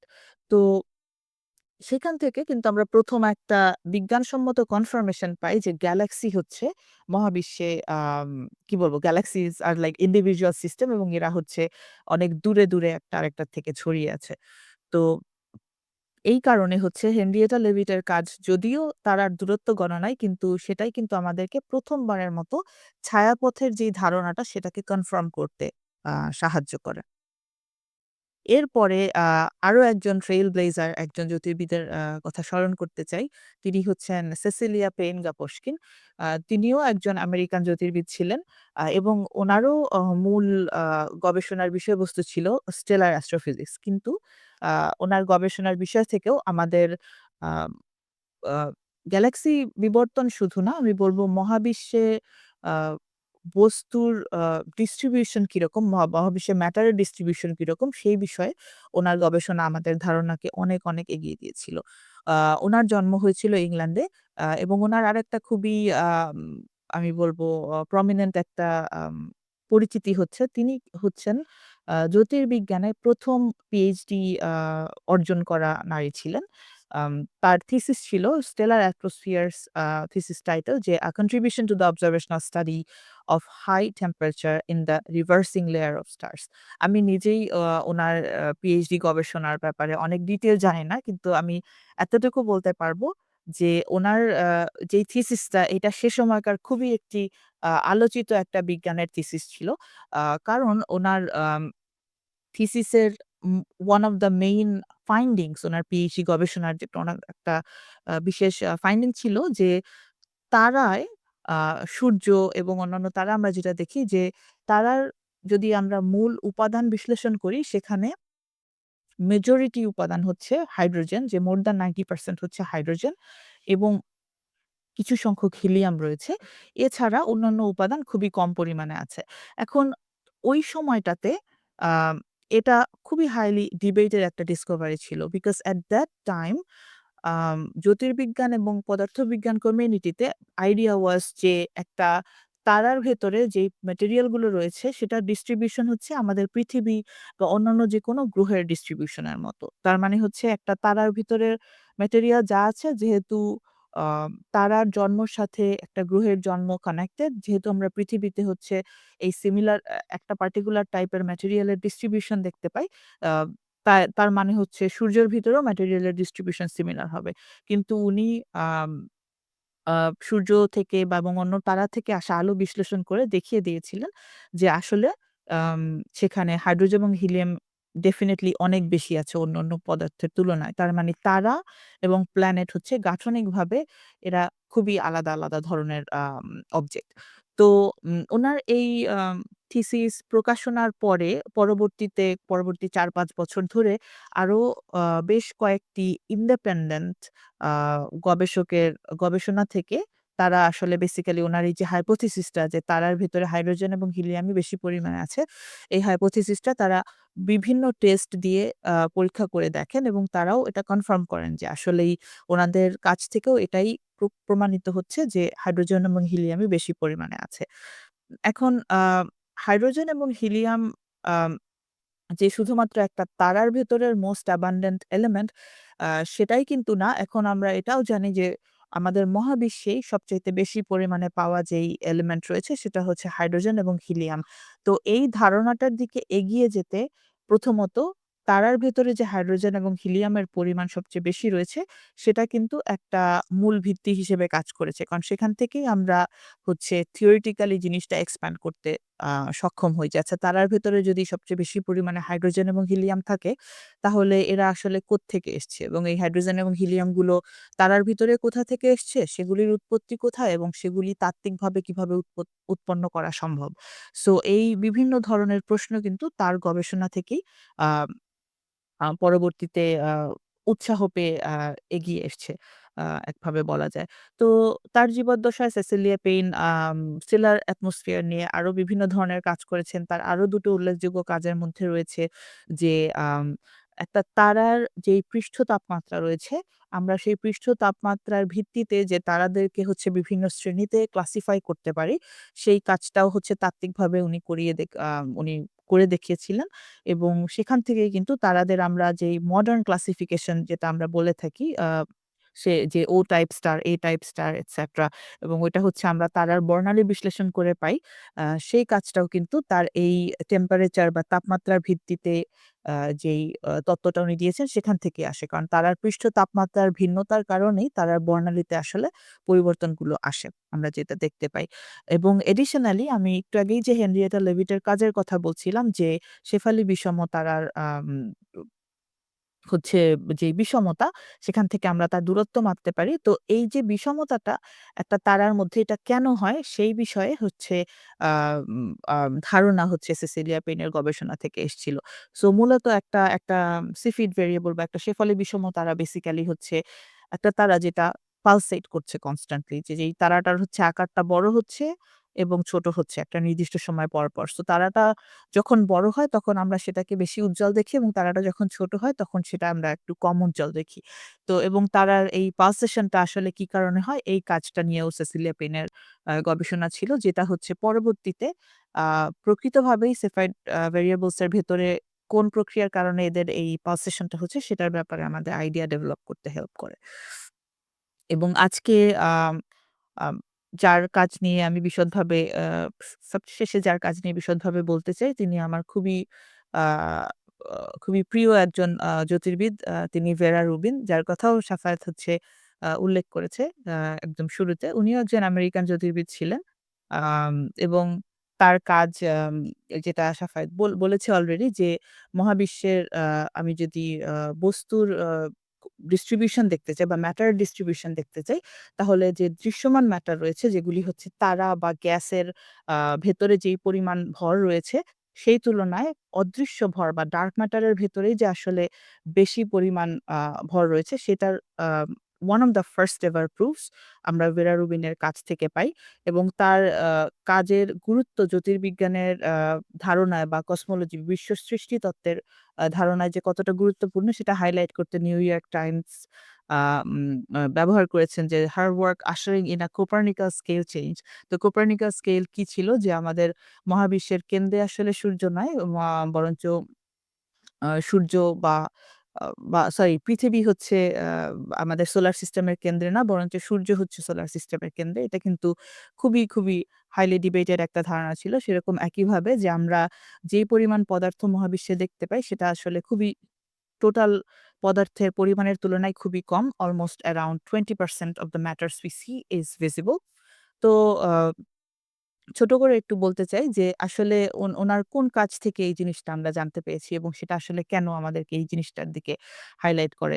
তো ভেরা রুবিন এবং তার কলিগ কেন্ট ফোর্ড তারা হচ্ছে অ্যারাউন্ড ৬০ টা গ্যালাক্সির দিকে নিয়ে কাজ করেন এবং ভেরা রুবিনের কাজ ছিল গবেষণার কাজ ছিল যে গ্যালাক্সির ডায়নামিক্স নিয়ে কাজ করা। গ্যালাক্সির ডায়নামিক্স বলতে কি বোঝায়? যে একটা গ্যালাক্সি যদি আমি একটা সর্পিলাকার গ্যালাক্সির কথা চিন্তা করি, এই গ্যালাক্সির কিন্তু এই যে আর্মস গুলো রয়েছে এটা কিন্তু কোনটাই স্থবির না। এরা কন্টিনিউয়াসলি মুভ করছে এবং ওরা কন্টিনিউয়াসলি গ্যালাক্সির যে কেন্দ্র, তার চারপাশে হচ্ছে ঘূর্ণায়মান অবস্থায় আছে। তো গ্যালাক্সির ভিতরের তারাগুলো কিভাবে ঘূর্ণায়মান অবস্থায় আছে, এদের মোশন কি আসলে খুব রেগুলার মোশন নাকি খুব ইরেগুলার মোশন? এরা যেকোনো দিকে ইচ্ছামত ঘুরছে নাকি এরা সব একসাথে মিলে একটা ডিস্কের মতো ঘুরছে? এই জিনিসগুলো নিয়ে স্টাডি করে গ্যালাক্সি ইভোলিউশন এর যে শাখাটা যেটাকে আমরা গ্যালাক্সি ডায়নামিক্স বলে থাকি। তো উনারা যেটা মাপছিলেন যে গ্যালাক্সির কেন্দ্র থেকে আমরা যদি বাইরের দিকে যাই, তাহলে গ্যালাক্সির যে তারাগুলোর যে ঘূর্ণন, সেটা আসলে কিভাবে বদলায়। এখন আমরা যদি ধরে নেই যে একটা গ্যালাক্সির ভিতরে যতটুকু ভর রয়েছে, সেটা শুধুমাত্র গ্যালাক্সির কেন্দ্রীয় জায়গার ভরটা, তাহলে আ গ্র্যাভিটির মাধ্যমে আমরা যেই পরিমাণে হচ্ছে আ ভর ধরে রাখতে পারবো গ্যালাক্সির ভেতরে এবং সেই ভরের কারণে গ্যালাক্সির তারাদের যে মুভমেন্টটা হবে সেইটা সেটা এইখানে যে লাল ছবিটা আছে সেরকম হবে। তার মানে হচ্ছে গ্যালাক্সির কেন্দ্র থেকে অল্প কিছু দূর বাইরে গেলে দেখব যে গ্যালাক্সির তারার রোটেশনটা বেড়ে যাচ্ছে। কিন্তু এরপরে গ্যালাক্সির তারার যেই ঘূর্ণনের যে গতি সেটা কমে যাবে। এটার কারণ হচ্ছে যারা দেখছেন তাদের অনেকে হয়তো জানবেন যে আমরা যদি মুক্তিবেগের কথা চিন্তা করি যে যেমন পৃথিবী থেকে একটা বস্তু যদি আমি মহাকাশে ছুড়ে দিতে চাই, তাহলে একটা নির্দিষ্ট গতিতে বস্তুটা যদি শুরু করে, তার চেয়ে কম গতিবেগ পর্যন্ত পৃথিবী মহাকর্ষের কারণে বস্তুটাকে ধরে রাখতে পারবে।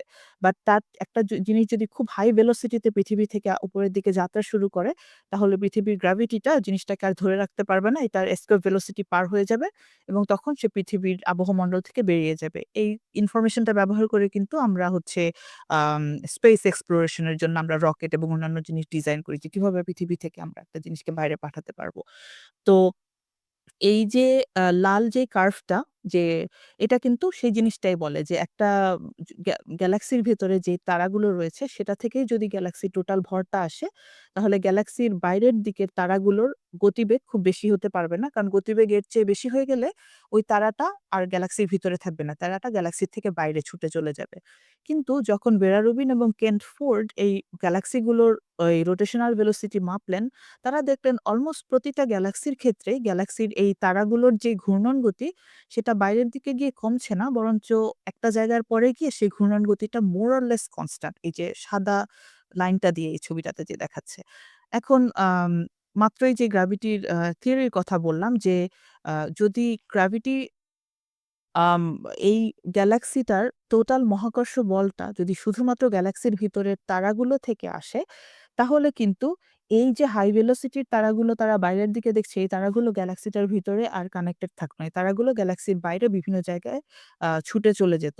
কিন্তু যেহেতু এই তারাগুলো খুব দ্রুত বেগে ঘোরার পরেও গ্যালাক্সির ভিতরে আবদ্ধ হয়ে রয়েছে মহাকর্ষের কারণে, এটাই কিন্তু আমাদেরকে এই প্রমাণটা দেয় যে এই গ্যালাক্সির যে টোটাল মহাকর্ষ অ বলের প্রভাব, সেটা এই গ্যালাক্সির তারাগুলো থেকে যতটুকু আসা সম্ভব ছিল তার চেয়ে অনেক বেশি। এবং এখানে তারাগুলোর যেই ভেলোসিটিটা রয়েছে, সেটার সাথে আমরা যদি গ্র্যাভিটেশনাল ফোর্স কে কম্বাইন করি, তাহলে আমরা গ্যালাক্সির যে টোটাল ভর রয়েছে সেটার ব্যাপারে একটা ধারণা পেতে পারি। এবং সেখান থেকে তারা দেখলেন যে একটা গ্যালাক্সিতে যে দৃশ্যমান ভর রয়েছে, তার থেকে প্রায় ৪ গুণ, ৫ গুণ বা আরো বেশি পরিমাণ ভর গ্যালাক্সিতে অদৃশ্যভাবে রয়েছে। যেই ভরগুলোকে আমরা কোনোভাবেই দেখতে পারি না, কিন্তু সেই ভরের প্রভাবে আমরা তারাদের গতিবেগে যে পরিবর্তন হয়, সেটা মাপতে পারি। তো সেখান থেকেই হচ্ছে আ ১ম আ একটা ইনডিরেক্ট প্রুফ আমরা পাই যে মহাবিশ্বের বেশিরভাগ পদার্থই আসলে ডার্ক ম্যাটার হিসেবে রয়েছে এবং এটা ভিজিবল ম্যাটার হিসেবে নেই। সো আ যেহেতু থিমে আ অনেক জায়গা থেকেই বলে আসছিলাম যে একজন জ্যোতির্বিদ হিসেবে নারী জ্যোতির্বিদদের আসলে কতটা কঠিন অবস্থার মধ্যে দিয়ে আসতে হয়। আ ব্যাপারটা ভেরা রুবিনের ক্ষেত্রেও আসলে মোর অর লেস সেইম ছিল। উনার নিজের সুপারভাইজার যারা ছিলেন, যে মেল সুপারভাইজার ছিলেন, তারা ভেরা রুবিনকে বারবার বলেছে যে, "এই ফিল্ডে তোমার কাজ করার কোনো প্রয়োজন নেই। You can stop and go raise your children." একই সাথে আম উনি যখন উনি উনার কাজের জন্য সে সময়কার সবচাইতে সেরা কিছু অবজারভেশনাল ফ্যাসিলিটি তে কাজ করেছেন এবং বেশিরভাগ টেলিস্কোপ ডেটা যেসব নিয়ে উনি কাজ করেছেন, সেই ফ্যাসিলিটি গুলোতে উনাকে ১ম এ আ কাজ করতেই সুযোগ দেওয়া হয়নি। কারণ ওই টেলিস্কোপ গুলোতে আগে কখনো কোনো নারী জ্যোতির্বিদ কাজ করেননি। সো তাদের আইডিয়া ছিল যে নারীদের তো এখানে কাজ করার প্রয়োজন নেই। বাট সে তার পার্সোনাল ক্যারিয়ার জার্নিতে সে খুবই অ্যাডামেন্ট ভাবে উনি যেই উনার যে কিউরিওসিটি এবং উনার যেই বিজ্ঞানের কাজের যেই কি বলবো প্রসেস, সেটাতে উনি বিশ্বাস করেছেন এবং নিজের কাজের জন্য উনি ডেফিনিটলি খুব স্ট্রংলি অ্যাডভোকেট করে গিয়েছেন। বাট এর পাশাপাশি ভেরা রুবিন যতদিন বেঁচে ছিলেন তিনি আ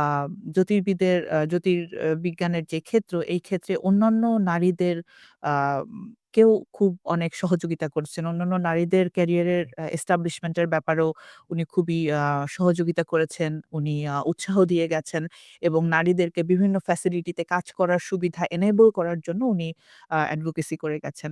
উনার লেগেসিকে অনার করার জন্য এখন বর্তমানে একটা ব্র্যান্ড নিউ অ্যাস্ট্রোনমি ফ্যাসিলিটি তৈরি হচ্ছে। আ সেটার নামকরণ করা হয়েছে ভেরা রুবিন অবজারভেটরি। এটা চিলিতে তৈরি করা হচ্ছে। নিচের ছবিতে এই ফ্যাসিলিটির একটা মেইন বিল্ডিংকে আমরা দেখতে পাচ্ছি। তো ভেরা রুবিন অবজারভেটরির প্রাইমারি গোল হচ্ছে ডার্ক ম্যাটার এবং ডার্ক এনার্জির যে স্বরূপ সেটার ব্যাপারে আমাদের ধারণাকে আরো বেশি গভীর করা এবং এটা নিয়ে আরো ডিপার গবেষণা নিয়ে কাজ করা। And that's a very fitting tribute to such a legacy, definitely. তো এই আমি একটু শুরুতেই বলেছিলাম যে আমি কয়েকজন নারী জ্যোতির্বিদের কাজকে একটু পার্টিকুলারলি হাইলাইট করতে চাই। বাট এটার মানে এই না যে আ গ্যালাক্সি ফরমেশন এবং এভোলিউশন এ নারী জ্যোতির্বিদদের ভূমিকা খুবই সামান্য বা অন্যান্যদের ভূমিকা নেই। বরঞ্চ তার উল্টোটাই বলা যেতে পারে। যেহেতু গ্যালাক্সি এভোলিউশন এবং কসমোলজি খুবই রিসেন্ট এবং খুবই অ্যাক্টিভ একটা ফিল্ড অফ রিসার্চ। এখানে বর্তমানে প্রচুর নারী গবেষক রয়েছেন যাদের কাজ আম বিজ্ঞান এবং বিজ্ঞানে নারীদের অবদান দুটোকেই অনেক বেশি ইমপ্রুভ করছে সময়ের সাথে, সাথে। যাদের কথা আরো না বললেই নয় তাদের মধ্যে আছেন জোসলিন বেল বার্নেল। উনি এখন ভিজিটিং প্রফেসর হিসেবে অক্সফোর্ড ইউনিভার্সিটিতে কাজ করছেন। তিনি পালসার আবিষ্কার করেন। ১ম বারের মতো যে একটা ঘূর্ণায়মান নিউট্রন স্টার থেকে যেই রেডিও মিশনটা যে রেগুলারলি বদলে যায় সেখান থেকে করা। এই কাজের জন্য উনার সুপারভাইজার অ্যান্টনি হেরিস ১৯৭৪ সালে নোবেল পুরস্কার পেয়ে যান। কিন্তু সে সময়েও কিন্তু জোসলিন বেলের ভূমিকাটাকে একদমই হাইলাইট করা হয়নি। ইভেন নোবেল পুরস্কারের আ পাওয়ার সময়ও উনার কাজকে আম ক্রেডিট দেওয়া হয়নি, প্রপার ক্রেডিট দেওয়া হয়নি। It became a big thing uh but এরপরেও জোসলিন বেল তার কাজ করে গিয়েছেন এবং উনিও খুবই স্ট্রং একজন uh advocate for women in astronomy and physics in general. তারপরে রয়েছেন আন্দ্রেয়া গেস। তিনি ইউনিভার্সিটি অফ ক্যালিফোর্নিয়া লস অ্যাঞ্জেলেসের একজন প্রফেসর হিসেবে কাজ করছেন। উনি ২০২০ সালে তার কাজের জন্য পদার্থবিজ্ঞানে নোবেল পুরস্কার পান এবং তার কাজ হচ্ছে আমাদের যে মিল্কি ওয়ে গ্যালাক্সি, এই গ্যালাক্সির কেন্দ্রে যে সুপারমাসিভ ব্লাক হোলটা আছে, সেই ব্লাক হোলের আম যে আসলেই রয়েছে কিনা সেটা প্রমাণ করার জন্য আ পুরো বিশ্ব থেকে ৩ টা টিমকে আলাদা, আলাদাভাবে একসাথে হচ্ছে নোবেল প্রাইজ দেওয়া হয়। তার মধ্যে আন্দ্রেয়া গেজের টিম ছিল। এবং আরো একজনের কথা বলতে চাই স্যান্ড্রা ফেইবার। আ উনি হচ্ছেন ইউনিভার্সিটি ক্যালিফোর্নিয়া সান্টা ক্রুজের প্রফেসর হিসেবে কাজ করছেন। তিনি বিশেষভাবে উনার অবদানটা হচ্ছে খুব বিশেষভাবেই হচ্ছে গ্যালাক্সি এভোলিউশন এর ভিতরে জড়িত। তার আম আবিষ্কার করা একটা এম্পিরিক্যাল রিলেশন যেটা আমরা ফেইবার-জ্যাকসন রিলেশন বলে থাকি। আ সেটা হচ্ছে গ্যালাক্সির এভোলিউশন এর স্টাডিতে খুবই বহুল ব্যবহৃত একটি রিলেশন, একটি observationally modified একটা ইনফরমেশন। আ এবং পাশাপাশি তিনি কেক অবজারভেটরি ডিজাইনিং এ কাজ করেছেন। এটা বর্তমানকালে সবচেয়ে পাওয়ারফুল আ গ্রাউন্ড বেসড টেলিস্কোপ ফ্যাসিলিটি গুলোর মধ্যে একটা। তো I think আমি আমার অলরেডি টাইম অনেক বেশি পার করে ফেলেছি। সো দ্যাটস with this আমি এখানে আমার বক্তব্য শেষ করছি। বাট আমি আরো একবার ইটারেট করতে চাই যে আমি খুবই অল্প কয়েকজনের কাজকে হাইলাইট করতে পেরেছি আজকে। কিন্তু আ পদার্থবিজ্ঞানে এবং জ্যোতির্বিজ্ঞানে নারীদের অবদান এর চাইতে আরো অনেক বেশি এবং সবচেয়ে মূল কথা হচ্ছে যে আ বিজ্ঞান নিয়ে কাজ করার জন্য একজন মানুষের যে কোয়ালিটি গুলো দরকার আ সেগুলি হচ্ছে তার ইচ্ছা কি বলবো? কিউরিওসিটি তার জানার ইচ্ছা যে একটা বিষয়কে বিশদভাবে জানার ইচ্ছা, তার টেনাসিটি যে তিনি কতটুকু স্ট্রং ভাবে একটা কাজে লেগে থাকতে পারেন। কারণ বিজ্ঞান গবেষণায় অনেক, অনেক ধরনের ব্যর্থতা আসে। সবকিছু সবসময় আমি যেটা আশা করছি সেভাবে আগাবে না। ব্যর্থতার মধ্য থেকেও কিভাবে খুব স্ট্রংলি একটা কাজের পেছনে লেগে থাকা যায়, খুব আগ্রহ নিয়ে লেগে থাকা যায় এবং খুব আ ব্যর্থতার পরেও খুব অ্যা ডিলিজেন্স এবং অনেস্টির সাথে একটা কাজের পিছনে কিভাবে নিয়মিত পরিশ্রম করা যায়। এই কোয়ালিটি গুলো একজন মানুষের বিজ্ঞান গবেষণার জন্য বেশি গুরুত্বপূর্ণ। তার জেন্ডার কি, উনি কোন দেশের মানুষ ইত্যাদি এই ইনফরমেশন গুলো আসলে কমপ্লিটলি irrelevant এবং দুঃখজনক হলেও সত্য যে এখন থেকে মোটামুটি ২০-৩০ বছর আগেও মানুষজন ইন জেনারেল এভাবে ভাবতে পারত না। সুখের কথা হচ্ছে যে আমরা এখন জিনিসটাকে এভাবে আ ভাবার চেষ্টা করতে পারছি। I think it's a bonus for the global community of scientists যে আমরা অবশেষে আমরা বিজ্ঞান এবং বিজ্ঞানের যেই প্রসেসগুলো সেগুলোকে প্রপার ওয়েতে সেটার দিকে তাকানোর সুযোগ পাচ্ছি। তো সবাইকে অনেক ধন্যবাদ ধৈর্য ধরে আমার বক্তব্য শোনার জন্য। তো এখন কারো যদি কোনো প্রশ্ন থাকে আমি সেটা নিয়ে কথা বলতে পারি। অনেক ধন্যবাদ লামিম আপু অসাধারণ একটা আলোচনা উপহার দেওয়ার জন্য। আজকের এই সেশনে আমরা অনেক কিছু শিখতে পারলাম, অনেকগুলো প্রশ্নের উত্তর পেলাম। এখন আমরা আমাদের প্রশ্নোত্তর সেশন শুরু করব। যারা এখনো প্রশ্ন করেননি তারা কমেন্টে লিখে ফেলুন। আমরা প্রশ্নগুলোর উত্তর নেয়ার চেষ্টা করব। আ তো আমি একটার পর একটা প্রশ্ন কভার করার চেষ্টা করি। আমাদেরকে ১ম এ প্রশ্ন করেছেন আ তাওহিদ হাসনা। সারা বাংলাদেশ থেকে আমাদের সাথে ভিউয়াররা যুক্ত হয়েছেন। ১ম প্রশ্নটা হচ্ছে, "How does mass distribution work among galaxies?" Thank you. Um right আপনার প্রশ্নের জন্য ধন্যবাদ। আমি আ আমি নিশ্চিত না যে এই প্রশ্নটা আসলে আম কি বলতে চাচ্ছেন? আপনি যদি আপনার প্রশ্নটাকে আরেকটু elaborate করেন তাহলে আমার সরি তাহলে I think ভালো হবে। কারণ mass distribution yeah, I think I'm not sure যে how to approach this question. হ্যাঁ, আপনি কাইন্ডলি তাওহিদ হাসনাত আপনি কাইন্ডলি আপনার ক্লারিফিকেশনটা ফলো আপ প্রশ্নে করতে পারেন। আমরা আপনার প্রশ্নটা কভার করার চেষ্টা করব। আমাদের ২য় প্রশ্ন এসেছে শেখ সামির কাছ থেকে। উনার প্রশ্নটা ছিল, "নারী জ্যোতির্বিজ্ঞানীদের সংখ্যা পুরুষদের তুলনায় এত কম হওয়ার পেছনে সবচেয়ে বড় কারণ কোনটা হতে পারে?" সেটা জানতে চাচ্ছেন। Thank you. Uh It's a very important question. Thank you for asking. ব্যাপার হচ্ছে আমি ১ম দিকে কিছুটা হলেও বলার চেষ্টা করেছি বা শেষেও কিছুটা বলেছি যে, আসলে এখন থেকে মোটামুটি ২০-৩০ বছর আগেও যদি আমরা ইন জেনারেল গ্লোবাল পপুলেশন এর দিকে তাকাই, তাহলে দেখা যাবে মানুষের মধ্যে এই ধরনের prejudice টা অনেক বেশি স্ট্রংলি কাজ করে যে, আ মেয়েরা হচ্ছে পদার্থবিজ্ঞান বা জ্যোতির্বিজ্ঞানের মতো বিষয় নিয়ে কাজ করার কি দরকার? তারা বায়োলজি পড়বে বা তারা কেমিস্ট্রি নিয়ে কাজ করবে বা তারা মেডিকেল সায়েন্স পড়বে অথবা তারা নন সায়েন্স সাবজেক্ট পড়বে। সো পদার্থবিজ্ঞানের মতো খটোমটো বিষয় নিয়ে মেয়েদের পড়ার অত একটা প্রয়োজন নেই। সো আম এটা হচ্ছে একটা আম সোশ্যাল প্রেজুডিস ছিল যেটা ডেফিনিটলি কাজ করেছে। আরেকটা জিনিস হচ্ছে আ কিন্তু উম ওভারঅল আমি বলব এখানে আরো বড় ভূমিকা যেটা সেটা হচ্ছে আম রিটেনশন এর প্রবলেম। তার মানে হচ্ছে আমরা যদি এখনো আ নারীদের অবস্থানটাকে দেখি, শুধু নারীদের না আমি বলব যেকোনো ধরনের আ মাইনরিটি রিপ্রেজেন্টেশন যদি আমরা গ্লোবাল অ্যাস্ট্রোনমি কমিউনিটিতে দেখি যেমন আ উন্নত দেশের যত মানুষ হচ্ছে অ্যাস্ট্রোনমিতে রয়েছে সেই তুলনায় উন্নয়নশীল দেশের মানুষের সংখ্যা কিন্তু অনেক কম। এবং এটার কারণ হচ্ছে ২ টো। এক হচ্ছে যে জ্যোতির্বিজ্ঞান একটা ফিল্ড হিসেবে এটা এত কম্পিটিটিভ এবং এত international um it's really hard to like push your way through in a way যে আ সমান পরিমাণের হচ্ছে চাকরি নেই। তারপরে হচ্ছে ফর ইউর জব বেশিরভাগ চাকরি হচ্ছে একটা দেশেই কনস্ট্যান্টলি থাকে না। যেমন আমি আমার মাস্টার্স করেছি ইউরোপের বেশ কয়েকটা ইউনিভার্সিটিতে।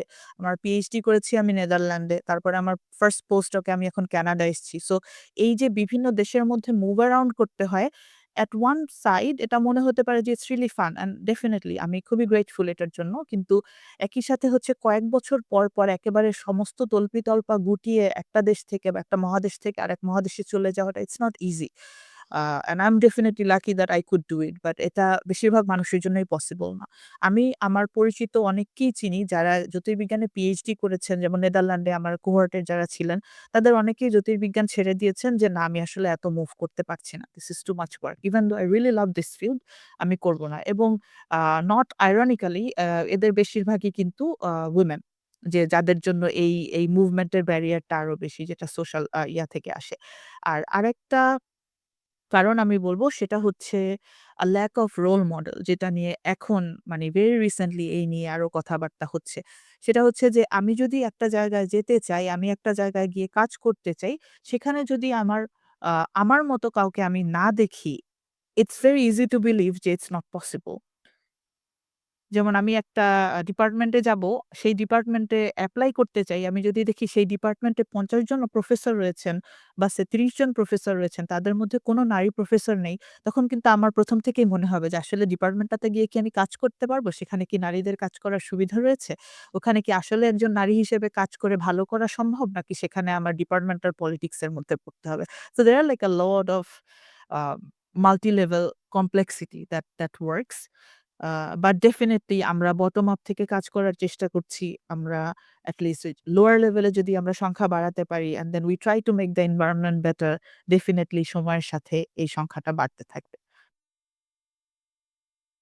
থ্যাংক ইউ সো মাচ আপু for such a comprehensive answer. আমাদের কাছে বেশ কিছু প্রশ্ন এসেছে ঢাকা থেকে। আবু ইবনে ফয়সাল অনেকগুলো প্রশ্ন করেছেন। আমি চেষ্টা করব কয়েকটা প্রশ্ন কভার করার জন্য। আ আমার মনে হয় যে এই প্রশ্নটা অলরেডি কভার করা হয়েছে যে কি ধরনের চ্যালেঞ্জের মুখোমুখি নারীরা হয়ে থাকেন। আমি পরবর্তী প্রশ্নে যাচ্ছি। এই প্রশ্নটা কাইন্ড অফ পার্সোনাল। আপু যদি uh if you feel free to uh answer this question, যদি আপনাকে কখনো কোনো ডিসক্রিমিনেশন এর মুখোমুখি হতে হয়েছে কিনা? আ এখান থেকে আপনার লেসনটা কি ছিল? Thank you. আ ধন্যবাদ। খুবই গুরুত্বপূর্ণ প্রশ্ন। আ আমি বলব আ আসলে আ বিজ্ঞানে বিশেষ করে আন্তর্জাতিক বিজ্ঞানের ক্ষেত্রে বিজ্ঞান প্র্যাকটিসের ক্ষেত্রে বৈষম্যগুলি অনেক ক্ষেত্রেই খুব বেশি প্রকট না। কারণ এখন যেহেতু এই বিষয় নিয়ে প্রচুর কথা হচ্ছে, তো there is a term that we call microaggression. That's যে একজনকে প্রকাশ্যে হচ্ছে তার কাজের জন্য এসে কেউ গালাগাল করবে না। কিন্তু কেউ হয়তো একজনের কাজ সাইট করবে না। যদি দেখতে পারে যে উনার নামটা হচ্ছে একজন নারীর নাম। তিনি কেউ একজনকে হয়তো বক্তা হিসেবে ইনভাইট করবে না যদি সে দেখে তার কাজ একজন নারী। বা একটা মিটিংয়ে যদি একজন একটা লার্জ গ্রুপ মিটিংয়ে যদি কোনো নারী একটা টপিক নিয়ে কথা বলেন, তাহলে সেটাকে তত গুরুত্ব দেয়া হবে না unless a male colleague endorses that. তো এগুলি হচ্ছে প্র্যাকটিক্যাল ডে টু ডে লাইফে উম যেগুলি আমরা মোর অর লেস সবাই ফেস করে থাকি। তো আমি এক্সাক্টলি ইন্ডিভিজুয়াল ইভেন্টের কথা বলতে পারছি না। তবে আ এখানে আমি ডেফিনিটলি এই টাইপের মাইক্রো অ্যাগ্রেশন এর মুখোমুখি অহরহ হয়ে থাকি। আ এবং আমি অন্যান্য আ নারী শুধু আমি না, আমি বলব যে ইভেন আমার ফিল্ডে যারা লিডিং পজিশনে আছে, যে একেবারে টপ, যে হয়তো কোনো টেলিস্কোপ মিশন লিড করছে, এমন নারী বিদদেরকেও আমি সিমিলার প্রবলেম ফেস করতে দেখছি। আ এখানে আ কি করা প্রয়োজন বা কিভাবে কি শিখেছি সেটা হচ্ছে যে আম কি বলবো? যে শুধুমাত্র উচ্চশিক্ষাই যে একজন মানুষের মানসিকতাকে উন্নত করতে পারে, that's a fallacy. এটা সবসময় ঠিক না। এবং কথা হচ্ছে যে আমি যদি কোনো কিছু নিয়ে এগিয়ে যেতে চাই, আমি যদি আমার গবেষণার বিষয়বস্তুতে আগ্রহী থাকি, আমি যদি আমার কাজে সৎ এবং পরিশ্রমী থাকি and I believe in what I do, then আমাকে যদি কেউ ছোট করতে চায়, সেটা নিয়ে আমার খুব বেশি মাথা ব্যাথা করার দরকার নাই। I can just push forward and I can do what I want to do. As long as my work is good, everything will work out. Uh, Definitely that's the gist of what I have learned. Thank you for that positive outlook. আমাদের মধ্যে এরপরে শেখ সামি একটা প্রশ্ন করেছেন যে astronomy ফিল্ডে আ বেতন বৈষম্য কি এখনো আছে কিনা? If you have any insight. Thank you. Thank you. That's also a very good question. Uh বেতন বৈষম্য নিয়ে আসলে জ্যোতির্বিজ্ঞানের বিভিন্ন ইনস্টিটিউট এখন কাজ করে যাচ্ছে। আ এখন বেশিরভাগ জায়গাতে, যেহেতু জ্যোতির্বিজ্ঞান হচ্ছে এমন একটা শাখা যেখানকার আমাদের মেইন ফান্ডিংটা কিন্তু আসে হচ্ছে সরকারি গবেষণার ফান্ড থেকে। কারণ এটা একটা মৌলিক বিজ্ঞানের শাখায়। কারণ আমরা যদি ইঞ্জিনিয়ারিং এর শাখাগুলো নিয়ে চিন্তা করি, সেখানে অনেক বড় একটা ফান্ডিং আসে হচ্ছে ইন্ডাস্ট্রির সাথে কোলাবোরেশন নিয়ে। কারণ ইন্ডাস্ট্রির কোম্পানিগুলো চায় যে আমরা একটা পার্টিকুলার ফ্যাসিলিটি ডেভেলপ করব। তো জ্যোতির্বিজ্ঞানে সেরকম কিছু হয় না। আমরা একটা বিজ্ঞানের মৌলিক শাখা হিসেবে আমরা মৌলিক বিজ্ঞানের নিয়মগুলো নিয়ে জানার চেষ্টা করি। আমাদের ফান্ডিং আসে ন্যাশনাল সোর্স থেকে। তার মানে হচ্ছে আমাদের ফান্ডিং বেশিরভাগ আসে হচ্ছে ট্যাক্স মানি থেকে। সো ট্যাক্স মানি বিভিন্ন এট লিস্ট উন্নত দেশগুলোতে ট্যাক্স মানির ব্যবহার করার একটা মূল আম কন্ডিশন হচ্ছে যে এই টাকাটা কোথায় কিভাবে যাচ্ছে সেটা আমাদেরকে ক্লিয়ারলি ডিসক্লোজ করতে হবে। তো ওই কারণে বিভিন্ন জায়গাতে এখন যত ইভেন পিএইচডি পজিশন থেকে শুরু করে post doctoral position, even faculty position, um এখানে সেলারির রেঞ্জটা কতটুকু সেটা হচ্ছে পাবলিকলি ডিসক্লোজ করা হয়। সো বেশিরভাগ সেলারির রেঞ্জই হচ্ছে পাবলিকলি ডিসক্লোজ করা হয়। আ ছেলে মানে নারী বা পুরুষ আ আবেদনকারীর জন্য সেলারির কোনো ধরনের পার্থক্য এখন দেখা যায় না। বাট এখানে caveat টা হচ্ছে যে সেলারি নরমালি হচ্ছে লোয়ার লেভেল পজিশন যেমন পিএইচডি স্টুডেন্ট বা পোস্ট-ডক পজিশন এইসব জায়গাতে সেলারি নরমালি ফিক্সড থাকে যে আমার যত বছরের অভিজ্ঞতা রয়েছে কাজের, সেই অভিজ্ঞতার সাথে আ প্রপোর্শনালি আমার সেলারি হয়তো বাড়তে থাকবে। কিন্তু যখন একজন মানুষ একটা ফুল প্রফেসর লেভেলে চলে যায় বা খুব হায়ার লেভেলে চলে যায়, তখন তাদের সেলারিটা কিন্তু ডিপেন্ড করে তাদের নেগোশিয়েশন স্কিল এর উপরে এবং তাদের তারা কি পরিমাণে ফান্ডিং পাচ্ছে অন্যান্য জায়গা থেকে। Like there is like a lot of different factors that work here.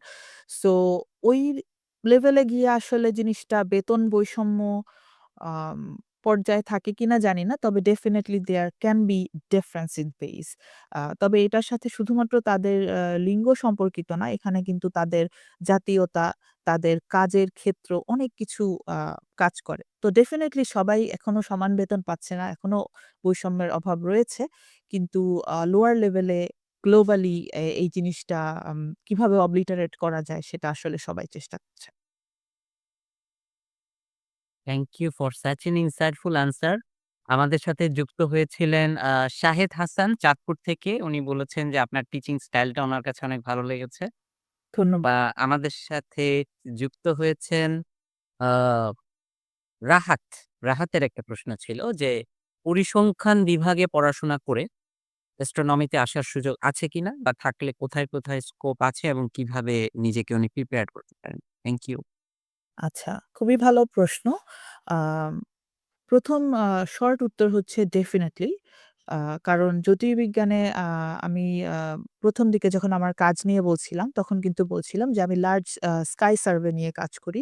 তো জ্যোতির্বিজ্ঞানে আমাদের মূল কাজটা বা আমাদের উপাত্তগুলো কিন্তু তথ্য উপাত্ত সবই মূলত আসে হচ্ছে অবজারভেশন থেকে। আমরা আকাশের একটা জায়গার ছবি বারবার নেয়ার চেষ্টা করি, বিভিন্ন তরঙ্গদৈর্ঘ্যে নেবার চেষ্টা করি, বিভিন্নভাবে নেবার চেষ্টা করি এবং সেখান থেকে যেই অবজেক্ট গুলোর আমরা ছবি তুলছি সেগুলি সম্পর্কে আমরা আরো বিশদভাবে জানার চেষ্টা করি। তো and I think you can already see যে কিভাবে statistics is a core part of our analysis. তো আমি নিজেও আন্ডার গ্র্যাজুয়েটে আমার ইঞ্জিনিয়ারিং ছিল। তারপরে যখন আসি ওখানেও আমাদের ইঞ্জিনিয়ারিং কোর্সে আমরা স্ট্যাটিস্টিক্স পড়েছি। কিন্তু যখন আমি জ্যোতির্বিজ্ঞান নিয়ে পড়াশোনা শুরু করি ডেফিনিটলি স্ট্যাটিস্টিক্স নিয়ে আমার অনেক বেশি কাজ করতে হয়। and I can even show you like আমার এই বইটা আমার টেবিলেই আছে Practical Statistics for Astronomers. So I don't know দেখা যাচ্ছে? ওকে, হিয়ার। সো স্ট্যাটিস্টিক্স বা পরিসংখ্যান জ্যোতির্বিজ্ঞানের খুবই ফান্ডামেন্টাল একটা এবং খুবই ইম্পোর্টেন্ট একটা ফিল্ড, একটা অ্যাসপেক্ট। সো ডেফিনিটলি আমি বলব এটা সম্ভব। আ কোথায়, কোথায় স্কোপ আছে বলাটা একটু difficult. I don't know. I think statistics হচ্ছে যেহেতু একটা টুল, স্ট্যাটিস্টিক্স ইস আ টুল লাইক প্রোগ্রামিং। যেমন এখন যদি কেউ জ্যোতির্বিজ্ঞান বা পদার্থবিজ্ঞান নিয়ে গবেষণা করতে চায়, আপনাদেরকে কিন্তু আ ম্যাথমেটিক্স যেমন জানতে হবে, ফিজিক্স যেমন জানতে হবে, আপনাদেরকে কিন্তু প্রোগ্রামিংও তেমন খুব ভালোভাবে জানতে হবে। কারণ যেহেতু বেশিরভাগ গবেষণাই আমাদের ডিজিটাল ডেটা থেকে হয়, আমরা কিন্তু বেশিরভাগ ডেটা অ্যানালিসিস প্রোগ্রামিং এর মাধ্যমেই করে থাকি। সো পাইথন প্রোগ্রামিং যেমন খুবই ইম্পোর্টেন্ট একটা aspect of a training two be an astronomer. একই সাথে হচ্ছে স্ট্যাটিস্টিক্স এরকম একটা পাওয়ারফুল টুল। বাট এই দুটো টুলের সাথে আপনাদেরকে কিন্তু আসলে পদার্থবিজ্ঞান এবং পদার্থবিজ্ঞানের যে মৌলিক বিষয়গুলো সেগুলিও আপনাদেরকে জানতে হবে। তারার বিবর্তন সম্পর্কে পড়তে হবে, গ্যালাক্সির বিবর্তন সম্পর্কে পড়তে হবে, ডেটা অ্যানালিসিস সম্পর্কে পড়তে হবে, কোঅর্ডিনেটস সম্পর্কে জানতে হবে। সো আম তৈরি হবার জন্য আমি ডেফিনিটলি বলব যে বিভিন্ন বিশ্ববিদ্যালয়ে আন্ডার গ্র্যাজুয়েটের যে কারিকুলাম আছে জ্যোতির্বিজ্ঞানে বা পদার্থবিজ্ঞান পড়ে জ্যোতির্বিজ্ঞানে মাইনর বা মেজর করার জন্য সেই কারিকুলাম ধরে, ধরে আপনারা টপিক শিখতে পারেন। আম তবে ব্যাপার হচ্ছে যে আন্ডার গ্র্যাজুয়েটে যেকোনো সাবজেক্ট থেকে পড়েই মাস্টার্সে কিন্তু আসলে সুইচিংটা করা সম্ভব। সো আপনি আপনার আন্ডার গ্র্যাজুয়েট যদিও স্ট্যাটিস্টিক্স এ থাকে, এরপরে হচ্ছে আপনি নিজে ব্যক্তিগতভাবে আ কিছু আ পদার্থবিজ্ঞানের বিষয় পড়ে বা কিছু শর্ট কোর্স যদি আপনারা অনলাইনে করে নিতে পারেন, এরপরে আপনারা হচ্ছে মাস্টার্সে জ্যোতির্বিজ্ঞানে বা পদার্থবিজ্ঞান করার জন্য এপ্লাই করতে পারেন। আম এটা কিভাবে এপ্লাই করবেন সেটা তো আসলে কোন ইনস্টিটিউটে কেউ এপ্লাই করে, তাদের রিকোয়ারমেন্ট কি, আ এগুলি অনেক বেশি ইম্পোর্টেন্ট। কিছু বিশ্ববিদ্যালয় আপনাদেরকে ডেফিনিটলি না করে দেবে এবং বলবে যে আপনার যদি পদার্থবিজ্ঞানের ব্যাকগ্রাউন্ড না থাকে তাহলে এখানে আসা সম্ভব না। আবার কিছু বিশ্ববিদ্যালয় বা প্রোগ্রাম হচ্ছে এই জিনিসগুলোকে সাপোর্ট করবে যে it's good to have diverse background because একটা নতুন জিনিস যদি শেখার প্রয়োজন হয় তাহলে যে কেউ সেটা শিখে নিতে পারে যদি তার এনাফ আ কিউরিওসিটি এবং ডিসিপ্লিন থাকে। So I am not sure how much this answers your question, but আমার মনে হয় ইভেন অ্যাস্ট্রোনমিক্যাল সোসাইটি থেকে বা অন্যান্য জায়গা থেকেও আমরা কিন্তু আ জ্যোতির্বিজ্ঞানে পড়াশোনার ক্ষেত্রে কিভাবে আসা যায় এই নিয়ে আসলে বিভিন্ন ধরনের আলোচনা হয়ে এসছে বা হয়তো সামনেও হবে। তো সেখানেও আপনি আপনার প্রশ্নগুলো নিয়ে আসতে পারেন। That was such a wonderful answer আপু। এখানে আসলে আমাদের কাছে অনেকগুলো কমেন্ট এসেছে। একটা কমেন্ট আমার কাছে খুব মজা লেগেছে। আ এই প্রশ্নটা করেছেন মোহাম্মদ আবু ইবনে ফয়সাল। উনার প্রশ্নটা হচ্ছে, আপনি যদি সময়ে ভ্রমণ করতে পারতেন, টাইম ট্রাভেল, সেক্ষেত্রে মহাবিশ্বের কোন পর্বে গিয়ে আপনি গবেষণা করতে চাইতেন? Very interesting question indeed. Um ব্যাপার হচ্ছে আমি আ উম আমরা মহাবিশ্বের যেসব প্রসেস নিয়ে বা যে ধরনের ঘটনাগুলো নিয়ে স্টাডি করি, এগুলির প্রত্যেকটা জিনিস হতে এত বেশি সময় লাগে for a human time scale. যেমন আমি একটা ছোট্ট উদাহরণ দেই যে, আমরা বলি যে এখন যে ওরান যে কনস্টেলেশন আছে, ওরান কনস্টেলেশন এর যে বেটেলজিউস তারাটা বা বাংলায় আমরা আর্দ্রা বলি, এই তারাটা তার জীবনের শেষ পর্যায়ে চলে এসছে। আ একটা red giant star and it can go supernova any day. এবং জ্যোতির্বিজ্ঞানে যখন আমরা এনি ডে বলি, it could be tomorrow, it could be in the next 10,000 years. So এখন আমি যদি সময় ভ্রমণ করতে পারতাম, তাহলে আমি যে জিনিসগুলো দেখতে চাইতাম, সেগুলির জন্য কিন্তু আমার ১ টা ২ টা সময় ভ্রমণ করলে হবে না। আমার ১০,০০০ বছর ধরে ঘুরে গিয়ে আমার দেখতে হবে যে আচ্ছা বেtelgeuse কি আছে? Did it blow up yet? আম আর আমি পার্টিকুলারলি যে জিনিসগুলো নিয়ে কাজ করি, গ্যালাক্সি এভোলিউশন বা গ্যালাক্সি ক্লাস্টারের বিবর্তন, এগুলি কিন্তু আরো অনেক লং টাইম স্কেলের ব্যাপার। এগুলি হতে at least a O ২-৩ giga years, billion বছর, কয়েক বিলিয়ন বছর এট লিস্ট সময় লাগে। সো আম ১ টা ২ টো জায়গায় যেকোনো একটা র‍্যান্ডম সময় গিয়ে যদি আমি তাকাই হয়তো আমি সেখানে খুব বেশি কিছু বুঝতে পারব না। আমাকে দেখতে হবে প্রসেসটা এই সময়। সো সময় ভ্রমণ না করে আমি যদি ফাস্ট ফরওয়ার্ড করতে পারতাম কিছু জিনিস, like I could go back quickly and then come back quickly, তখন আমি প্রসেসটা দেখতে পারতাম। That would be the best. But যদি আমার একটা পার্টিকুলার সময়ে যেতে হয় তাহলে আমি বলব মহাবিশ্বের শুরুর সময়টাতে যদি আমি যেতে পারি যে বিগ ব্যাং এর পরবর্তী সময়। কারণ then things happened really fast. কারণ তখন মহাবিশ্বের টাইম স্কেলে হচ্ছে সময়ের ইয়াটা খুব ছোট ছিল। কারণ ১ম আ ৩ মিনিটের মধ্যে কিন্তু হচ্ছে আমার মহাবিশ্ব একেবারে খুব উত্তপ্ত অবস্থায় থেকে টেম্পারেচার খুব কুইকলি হচ্ছে মিলিয়ন স্কেল থেকে কয়েক হাজারের মধ্যে নেমে আসে এবং আস্তে আস্তে আমরা হচ্ছে এনার্জি থেকে ম্যাটারের ফরমেশনটা সেই সময় হয়েছে। সেখান থেকে কি বলব যে হাইড্রোজেনের নিউক্লিয়াসটা তৈরি হয়েছে, ইলেকট্রন প্রোটনের uh uh formation. So there is a lot of particle physics লেভেলের যেই ধরনের পরিবর্তন আমাদের মহাবিশ্বে হয়েছে সেটা মহাবিশ্বের শুরুতে খুব অল্প সময়ের মধ্যেই হয়েছে। ১ম যদি আমরা ইভেন ১ দিনের মধ্যে তাকাতে পারি তাহলে there were a lot of different changes that happened. A if it would be safe for me to look at that thing, আমি ডেফিনিটলি ওই সময় গিয়ে দেখতে চাইবো। ধন্যবাদ আপনার প্রশ্নের জন্য। This was such a fun answer to such a fun question. আসলে আমাদের আরো অনেকগুলো কোয়েশ্চেন আমাদের কাছে এসেছে। আমাদের কাছে আমরিন সুলতানা তাইফা প্রশ্ন করেছেন। She is doing bachelors from Tripoli. I think Lamine আপু ওয়াজ an undergrad from Tripoli as well. So উনার ইচ্ছে হচ্ছে কসমোলজি নিয়ে পড়া। বাট এই বাংলাদেশে সাবজেক্ট টা পড়ানো হচ্ছে না। সো উনি ট্রিপলি চুজ করেছেন। উনার আ প্রশ্নটা হচ্ছে যে ট্রিপলি নিয়ে পড়ে উনি ভবিষ্যতে কসমোলজি নিয়ে মাস্টার্স করতে পারবেন কিনা? Thank you. হ্যাঁ, ডেফিনিটলি এটা সম্ভব। আ তবে ডিরেক্টলি কসমোলজিতে মাস্টার্স করতে যাওয়াও হয়তো একটু ডিফিকাল্ট। কারণ একেবারে শুধু কসমোলজি টপিকে মাস্টার্স আসলে ওয়ার্ল্ডে খুব কম ইউনিভার্সিটিতেই হয়তো অফার করবে। কারণ টপিকগুলো আরেকটু মোর কমপ্লিকেটেড। মেবি আম আপনাকে হচ্ছে সে আম উম অ্যাস্ট্রোনমিতে মাস্টার্স করে অ্যাস্ট্রোনমি অ্যান্ড কসমোলজি দুটো মিলিয়ে করতে হবে বা কসমোলজির কয়েকটা কোর্স নিতে হবে বা কসমোলজি ট্র্যাকে অ্যাস্ট্রোনমি মাস্টার্স করতে হবে। So it depends but it's definitely possible.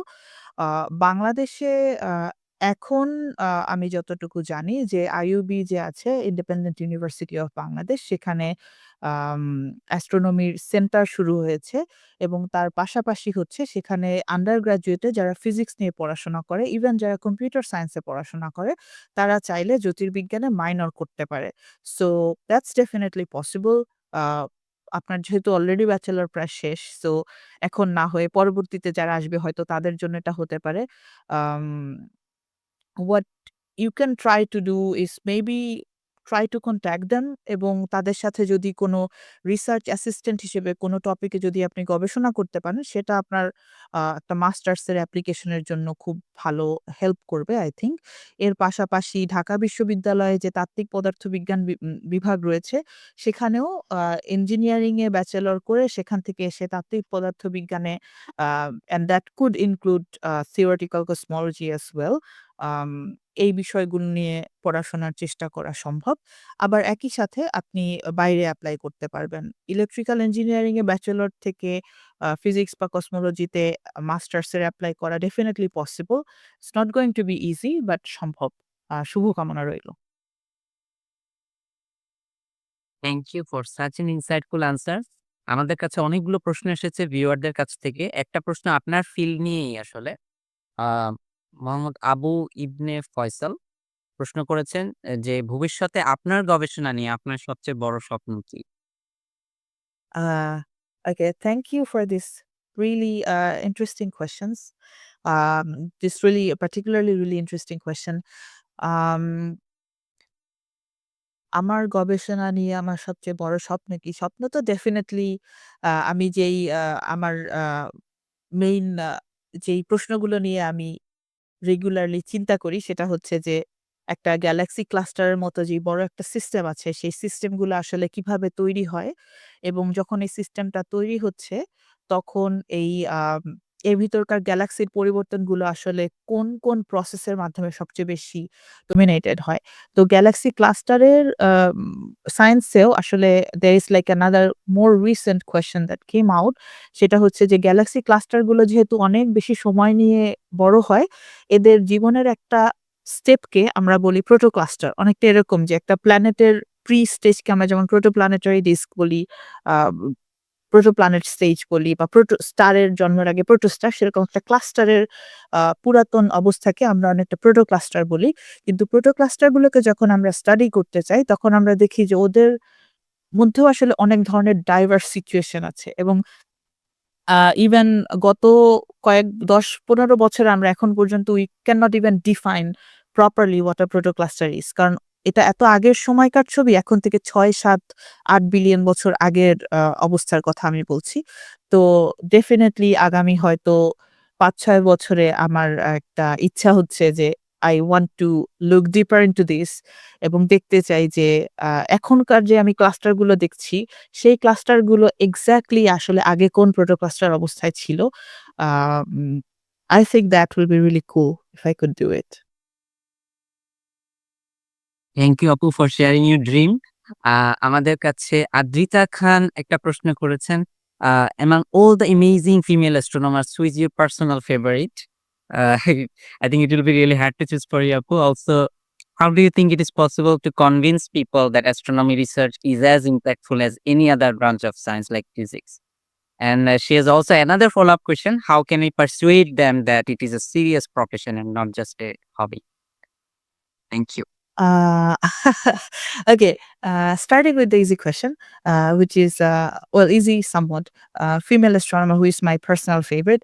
Um, শাফাত মাত্রই যেটা বলল যে it's really hard to choose, but আমি অলরেডি বলেছিলাম যে ভেরা রুবিন হচ্ছে আমার অন্যতম পছন্দের একজন গবেষক। কারণ তিনি যখন কাজ করেছেন like her work was legendary literally এবং একই সাথে she pushed for her science and she supported other women. এখন বর্তমানের ফিমেল অ্যাস্ট্রোনমার মধ্যে যারা বেঁচে আছেন তাদের মধ্যে Jocelyn Bell Burnell definitely she is an icon. Um um Yeah, I was lucky enough to listen to her in person at some point. এবং ওই টকটাতেও তিনি হচ্ছে জ্যোতির্বিজ্ঞানে নারীদের অবদান এবং আম সেখানে সমস্যাটা কি আছে আন্তর্জাতিক ক্ষেত্রে, সেখানে আমরা কি করতে চাই এগুলো নিয়ে বলেছেন। It was an honor to be even in the presence of her talking about this. So definitely, they are my favorite female astronomers for now. Um, okay, now coming to the next questions. Um, thing is, আমি এটাকে আরেকটু ঘুরিয়ে বলতে চাই।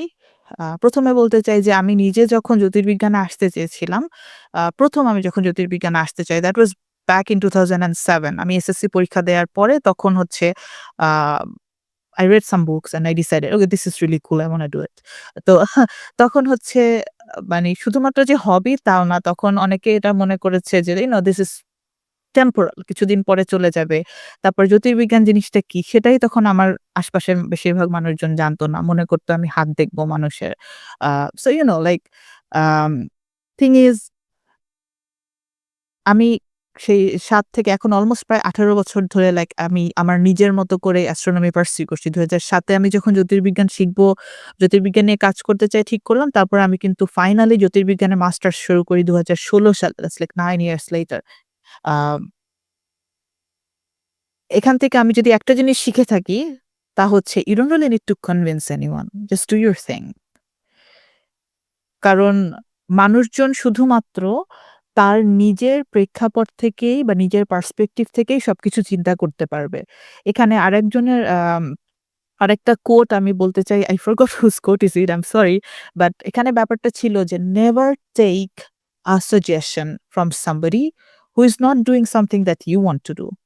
তার মানে হচ্ছে যে আমি যেখানে যেতে চাই, আ যেমন আমি যদি একজন পদার্থবিজ্ঞানী হতে চাই, তাহলে যারা পদার্থবিজ্ঞানী হবার চেষ্টা করে হাল ছেড়ে দিয়েছে, তাদের থেকে কথা শুনলে কিন্তু আমার হবে না।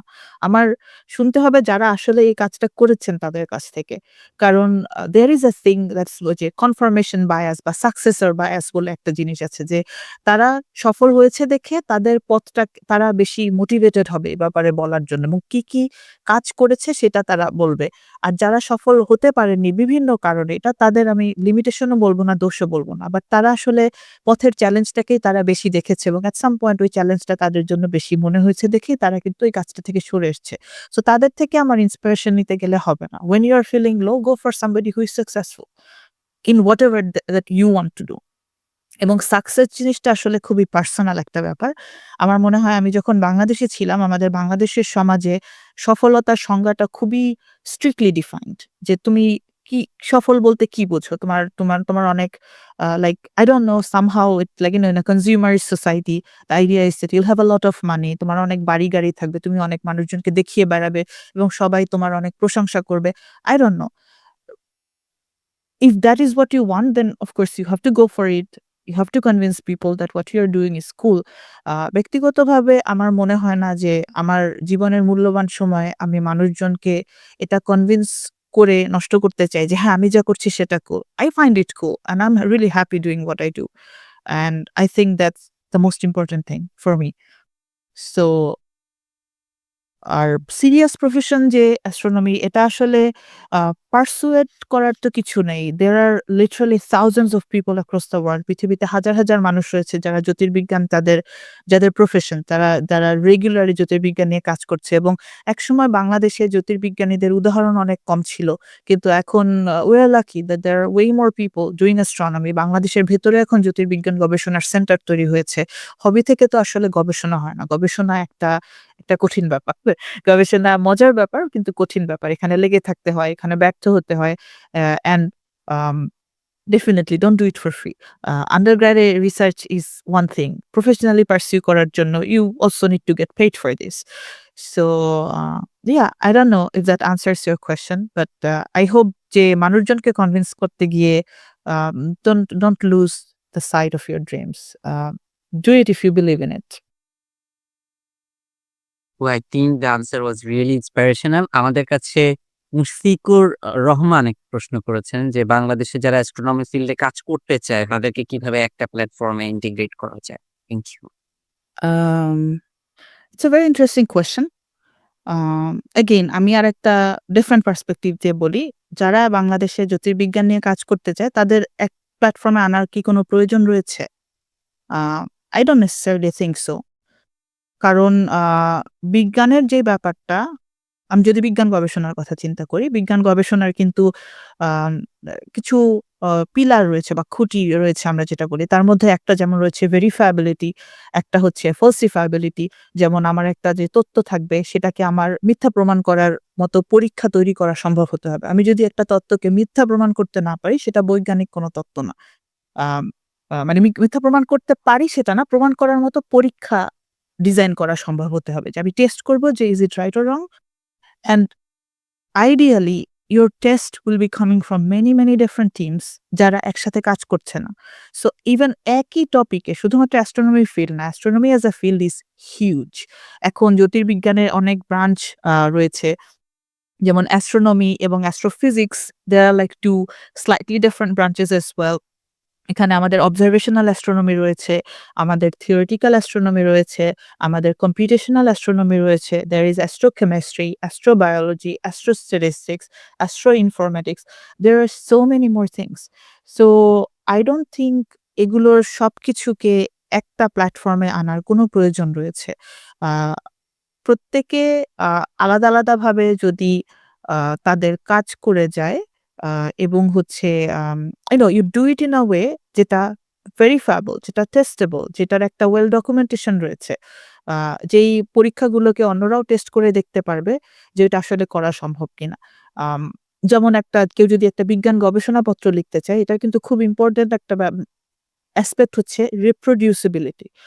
আমাদের গবেষণাপত্রটা এমনভাবে লিখতে হবে যাতে যে কেউ ওই জিনিসটা পড়ে at least with some background knowledge আমার এক্সাক্ট সেইম প্রবলেমটা তারা রিওয়ার্ক করতে পারে এবং সেখান থেকে যদি তারা সিমিলার রেজাল্ট পায় বা না পায় সেটা কিন্তু আমাদের বিজ্ঞানের গবেষণাকে অ্যাজ আ হোল এগিয়ে নিতে চেষ্টা করবে। সো এক প্ল্যাটফর্মে আনার প্রয়োজন নেই। ইভেন যারা আউটরিচ করতে চায় তাদের জন্যও এক প্ল্যাটফর্মে আনার প্রয়োজন নেই। as long as you are doing good work.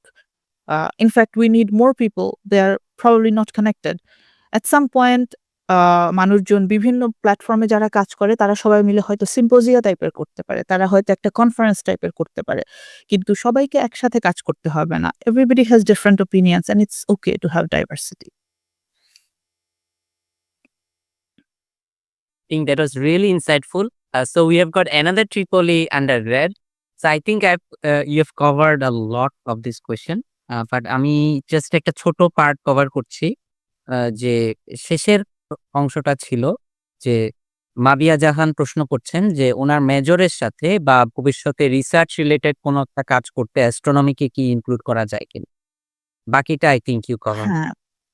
হ্যাঁ, আচ্ছা ইঞ্জিনিয়ারিং ব্যাকগ্রাউন্ডের জন্য আচ্ছা ইলেকট্রিক্যাল ইঞ্জিনিয়ারিং পার্টিকুলারলি ব্যাকগ্রাউন্ড থেকে আসলে অ্যাস্ট্রোনমিতে কিভাবে ইনক্লুড করা যায়? একটা খুবই I think straightforward path হচ্ছে রেডিও অ্যাস্ট্রোনমি করা। যে যেমন আমি একটু আগে আইইউবির কথা বললাম সেখানে একজন যে ওখানে যে অ্যাস্ট্রোনমি ইনস্টিটিউট রয়েছে সেখানকার যে হেড হিসেবে কাজ করছেন ডক্টর খান মোহাম্মদ বিন আসাদ। তিনি কিন্তু ইলেকট্রিক্যাল ইঞ্জিনিয়ারিং এ আন্ডার গ্র্যাজুয়েট করেছেন। তারপরে অ্যাস্ট্রোনমিতে মাস্টার্স করে রেডিও অ্যাস্ট্রোনমিতে তিনি তার পিএইচডি এবং পোস্ট ডক্টরাল পজিশন কমপ্লিট করেছেন। সো আম আন্ডার গ্র্যাজুয়েট করা অবস্থাতেই থিসিসে radio astronomy like radio antenna, radio অ্যাস্ট্রোনমির ওয়ার্ক, ডেটা প্রসেসিং এই টাইপের কাজ ডেফিনিটলি করা যায়। আর এখন ইভেন আমি বলব ইঞ্জিনিয়ারিং এর ফিল্ডগুলো এখন যতটুকু যে পরিমাণে ইন্টারডিসিপ্লিনারি হয়ে গিয়েছে আম আই থিংক ইলেকট্রিক্যাল ইঞ্জিনিয়ারিং এও এটা আনা সম্ভব। আমি একজনকে চিনি আ যে যে হচ্ছে এখন গ্র্যাজুয়েট স্টাডি করছেন ইউএসএ তে। কিন্তু ও হচ্ছে আন্ডার গ্র্যাজুয়েটে থাকা অবস্থায় ইলেকট্রিক্যাল ইঞ্জিনিয়ারিং ডিপার্টমেন্ট থেকে she used um a publicly available astronomy survey data, Sloan digital sky survey data ব্যবহার করে সে হচ্ছে মেশিন লার্নিং অ্যালগরিদম ইউজ করে গ্যালাক্সি অথবা কোন একটা পার্টিকুলার টাইপ অফ সোর্সের ডিসট্যান্স মেজারমেন্টের একটা অ্যালগরিদম বা ফটোমেট্রিক রেডশিফট মেজারমেন্টের একটা অ্যালগরিদম তৈরি করেছিল। So like you can combine many different things. কারণ আই থিংক তারপরে হচ্ছে আম ইলেকট্রিক্যাল ইঞ্জিনিয়ারিং এ যেহেতু অপ্টো ইলেকট্রনিক্স একটা খুবই ইম্পোর্টেন্ট ব্রাঞ্চ। অপ্টো ইলেকট্রনিক্স নিয়ে কাজ করতে গেলে I think you can also go into instrumentation like CCD development কিভাবে হচ্ছে বেটার এবং মোর সেনসিটিভ ইন্সট্রুমেন্ট তৈরি করা যায়। So instrumentation is always like a very well connected to engineering field. In fact অ্যাস্ট্রোনমির গবেষণার জন্য আমরা যে ধরনের টেলিস্কোপ ব্যবহার করি, এই টেলিস্কোপের বেশিরভাগ ডেভেলপমেন্ট কিন্তু ইঞ্জিনিয়ার্সরা করে থাকেন। কারণ astronomers are not engineers. We need help from each other. So, এই টাইপের বিভিন্ন ধরনের আ দিক থেকে চিন্তা করা যেতে পারে। আরেকটা জিনিস চিন্তা করা যেতে পারে যদি আপনার ডিপার্টমেন্টে আ অন্যান্য ইনস্টিটিউশনের সাথে কোলাবোরেশন এ রিসার্চ করার ব্যাপারটা অ্যালাউড হয়। কারণ বাংলাদেশে অনেক জায়গাতেই এটা নাই। আ তাহলে হচ্ছে এই যেমন আইইউবির যে অ্যাস্ট্রোনমি সেন্টার রয়েছে বা বাংলাদেশের বাইরে যারা বাংলাদেশী জ্যোতির্বিদ যারা বিভিন্ন জায়গায় কাজ করছেন, তাদের সাথে যদি আপনি আপনার ইউনিভার্সিটির প্রফেসরের সাথে একটা কোলাবোরেশন এ কোনো জয়েন্ট আন্ডারগ্রাড রিসার্চ করতে পারেন। আম ওই টাইপের কাজগুলো হচ্ছে আপনাকে অ্যাস্ট্রোনমির পোস্ট গ্রাজুয়েট পজিশনে বেটার এক্সপোজার পেতে হেল্প করবে I think. Thank you for such an insightful answer, Ahu. I hope Mabia Jahan got her answer. আমাদেরকে আ এমডি সম্রাট প্রশ্ন করেছেন। এটা kind of related to astronomy. Coma ক্লাস্টারকে গ্যালাক্সিরা প্রদক্ষিণ করে, তাহলে লানিয়াকেয়ার মতো বড় গ্যালাক্সি ক্লাস্টারকে গ্যালাক্সি প্রদক্ষিণ না করে তাদের দিকে সোজা যায় কেন? If it makes any sense. I think I understand a little bit. আমি চেষ্টা করব। আ আম এখানে আমি আজকে যেই আলোচনাটা করেছি তার মধ্যে আমি ছোট্ট করে একবার বলেছিলাম যে গ্যালাক্সি ক্লাস্টার কিন্তু লার্জেস্ট গ্র্যাভিটেশনালি বাউন্ড স্ট্রাকচার এবং সুপার ক্লাস্টার যেগুলো আছে সেগুলো কিন্তু গ্র্যাভিটেশনালি বাউন্ড স্ট্রাকচার না। Those are different things. Laniakea একটা super cluster. Laniakea is not a cluster. It's like really, really huge. There are multiple like cluster systems. আমি যখন ওই যে কসমিক ওয়েভ স্ট্রাকচার দেখালাম এখানে অনেক বেশি সংখ্যক কসমিক ফিলামেন্ট এসে জড়ো হয়েছে এবং এখানে আসলে it's like a linear combination of many clusters there. তো একটা কোমা ক্লাস্টারের কথা যদি আমি চিন্তা করি, আম একটা গ্যালাক্সি ক্লাস্টার কি? যেটা বললাম যে এটা হচ্ছে একটা অল্প জায়গায় অনেক বেশি পরিমাণে ভর amass হয়ে রয়েছে এবং এখানে যখন গ্যালাক্সি গুলো আসে, সেগুলি হচ্ছে গ্যালাক্সি কোমা ক্লাস্টারের যে সেন্টার অফ পোটেনশিয়াল আছে গ্র্যাভিটেশনাল তার চারপাশে হচ্ছে ঘুরবে। সো লানিয়াকিয়া যেহেতু হচ্ছে it's more like a super cluster, ওইটা গ্র্যাভিটেশনালি বাউন্ড বা একটা গ্যালাক্সি একটা ক্লাস্টারের চারপাশে যখন ওই যে কি বলবো সার্কুলেট করবে বা অরবিট যখন করবে সেইজন্য হচ্ছে ওইটার একটা প্রসেস থাকে সেটাকে আমরা ইন ফিজিক্স আমরা ওটাকে ভিরিয়ালাইজেশন প্রসেস বলি। এটা হচ্ছে অনেকটা এরকম যে র‍্যান্ডমলি একটা গ্যালাক্সি যদি বাইরে থেকে এই সিস্টেমটাতে আসে, তাহলে এটার কিছুটা সময় লাগবে এই সিস্টেমের সাথে অ্যাডজাস্ট করে তারপরে আস্তে, আস্তে ঘোরার জন্য। তো ওই প্রসেসটা ক্লাস্টারের ভেতরকার গ্যালাক্সিরা বেশিরভাগ সময়ই তারা সেই সুযোগটা পায় তারা গ্যালাক্সি ক্লাস্টারের অংশ হবার জন্য। কিন্তু যদি আমরা একটা বড় গ্যালাক্সি ক্লাস্টার মানে এই যে লানিয়াকিয়ার মতো সুপার ক্লাস্টারের কথা চিন্তা করি, সেখানে যেই গ্যালাক্সিগুলি তার দিকে আসছে ওগুলি just they are just getting attracted to the mass. তারা এখন পর্যন্ত সেই সিস্টেমটার অংশ হবার সুযোগ পায়নি। তো আমরা যদি কোমা ক্লাস্টারের দিকে তাকাই, সেখানেও কিন্তু এমন গ্যালাক্সি রয়েছে যারা এখনো কোমা ক্লাস্টারের ভেতরে হয়তো আসছে। It's an ongoing cluster. There's a lot going on in Coma. তো আম সেটাই যে আই থিংক আমরা ক্লাস্টার বা আ অতি ভারী যেকোনো মহাজাগতিক বস্তুর চারপাশে আমরা অন্যান্য জিনিসপত্রের যে আশাটা, আমরা সেই অ্যাক্রিশন টা দেখতে পাই। আমরা আবার হচ্ছে সময়ের সাথে, সাথে চারপাশে অরবিটটাও দেখতে পাই। Just depends on which object you are looking at কোন সময় এবং কোন অবজেক্টের দিকে আমরা তাকাচ্ছি। But very interesting question. Thank you. Thank you আপু ফর ইউর ইনসাইটস। আমাদের কাছে দেখা যাচ্ছে অন্যান্য ইঞ্জিনিয়ারিং ডিসিপ্লিন থেকেও ভিউয়াররা জয়েন করেছেন। একটা প্রশ্ন হচ্ছে যে অ্যাস্ট্রোনমিতে নিজের কেরিয়ার যদি কিভাবে ডেভেলপ করবেন উনি, যদি উনি অন্য ব্যাকগ্রাউন্ডের হন? Maybe petroleum engineering, maybe civil engineering also. Hmm, hmm. Uh এখানে ব্যাপারটা হচ্ছে আম I think it's a bit difficult, but again যেটা বললাম যে it's possible কারণ আন্ডার গ্র্যাজুয়েটে যে আমরা হয়তো ৪ থেকে ৫ বছর সময় ব্যয় করি আন্ডার গ্র্যাজুয়েট শেখার জন্য। এরপরে কিন্তু মাস্টার্সে ১ থেকে ২ বছর সময় যায়। তারপরে পিএইচডিতে ৫ থেকে ৭ বছর পর্যন্ত সময় লাগতে পারে। So you spend way long more time there. তো ডেফিনিটলি কোনো কারণে যদি ফিজিক্স রিলেটেড কোনো টপিকে আন্ডার গ্র্যাজুয়েট করা সম্ভব না হয়, এরপরে যদি কেউ জ্যোতির্বিজ্ঞানে আসতে চায়, দেয়ার আর প্রোগ্রামস যেখানে হয়তো তারা একটু মোর লিনিয়েন্ট এই ধরনের টপিকের জন্য। কিন্তু সেখানেও আসলে আমাদেরকে দেখাতে হবে এটা যে আমি আসলে যে জ্যোতির্বিজ্ঞান পড়তে চাই, এটার পেছনে আমি সময় এবং পরিশ্রম দিয়েছি। সো আমার আ ট্র্যাডিশনাল বা কি বলবো আমার ইনস্টিটিউশনাল স্টাডিতে যদি সেটা সম্ভব একদমই না হয়, আমি নন ইনস্টিটিউশনাল বা ইন্ডিপেন্ডেন্ট স্টাডিতে আমি সেটা কি দেখাতে পারছি কিনা? আমি কি বিভিন্ন অনলাইন কোর্স করতে পারছি কিনা? বা অ্যাস্ট্রোনমির যেসব ট্রেনিং প্রোগ্রাম হচ্ছে জুনিয়রদের জন্য আ অ্যাভেইলেবল রয়েছে যেমন রিসেন্টলি ঠিক এক্সাক্টলি অ্যাস্ট্রোনমি না বাট হচ্ছে ব্র্যাক ইউনিভার্সিটি থেকে তো Jamal Nazrul Islam winter school recently হচ্ছে করা হয়েছে পদার্থবিজ্ঞানের উপরে। তো এই টাইপের যে অপরচুনিটি গুলা যেটাই সম্ভব হয়েছে সেই অপরচুনিটি গুলোকে হচ্ছে আমরা পারসিউ করতে পারছি কিনা। এটা আসলে it shows dedication, it shows your track record of what you really like আমি যদি বলি যে আমি আসলে খুবই অ্যাস্ট্রোনমি করতে চাই কিন্তু আমি কোনো কিছু দেখাতে পারছি না ইন দ্যাট সাপোর্ট তাহলে ব্যাপারটা একটু ডিফিকাল্ট হবে। কিন্তু যদি আমার ট্র্যাক রেকর্ড থাকে যে, I worked with a lot of outreach programs, I did a lot of trainings, whatever I could do, um, that can help you. এত কিছুর পরেও ডেফিনিটলি as I said মানে এটা নিরাশ করার জন্য বলছি না। কিন্তু যখন এপ্লাই করবেন তখন ওই রিয়ালিস্টিক আইডিয়াটা থাকতে হবে যে, it might be difficult. আমি যেখানে এপ্লাই করব সব জায়গাতে আমি চান্স পাবো না। যেমন আমি যখন মাস্টার্সের এপ্লাই করি for some personal challenges আ আমি শুধুমাত্র ৫ টা জায়গায় এপ্লাই করতে পেরেছিলাম। I had really short time এবং ৫ টা জায়গার মধ্যে like the first answer I got was like a blatant rejection.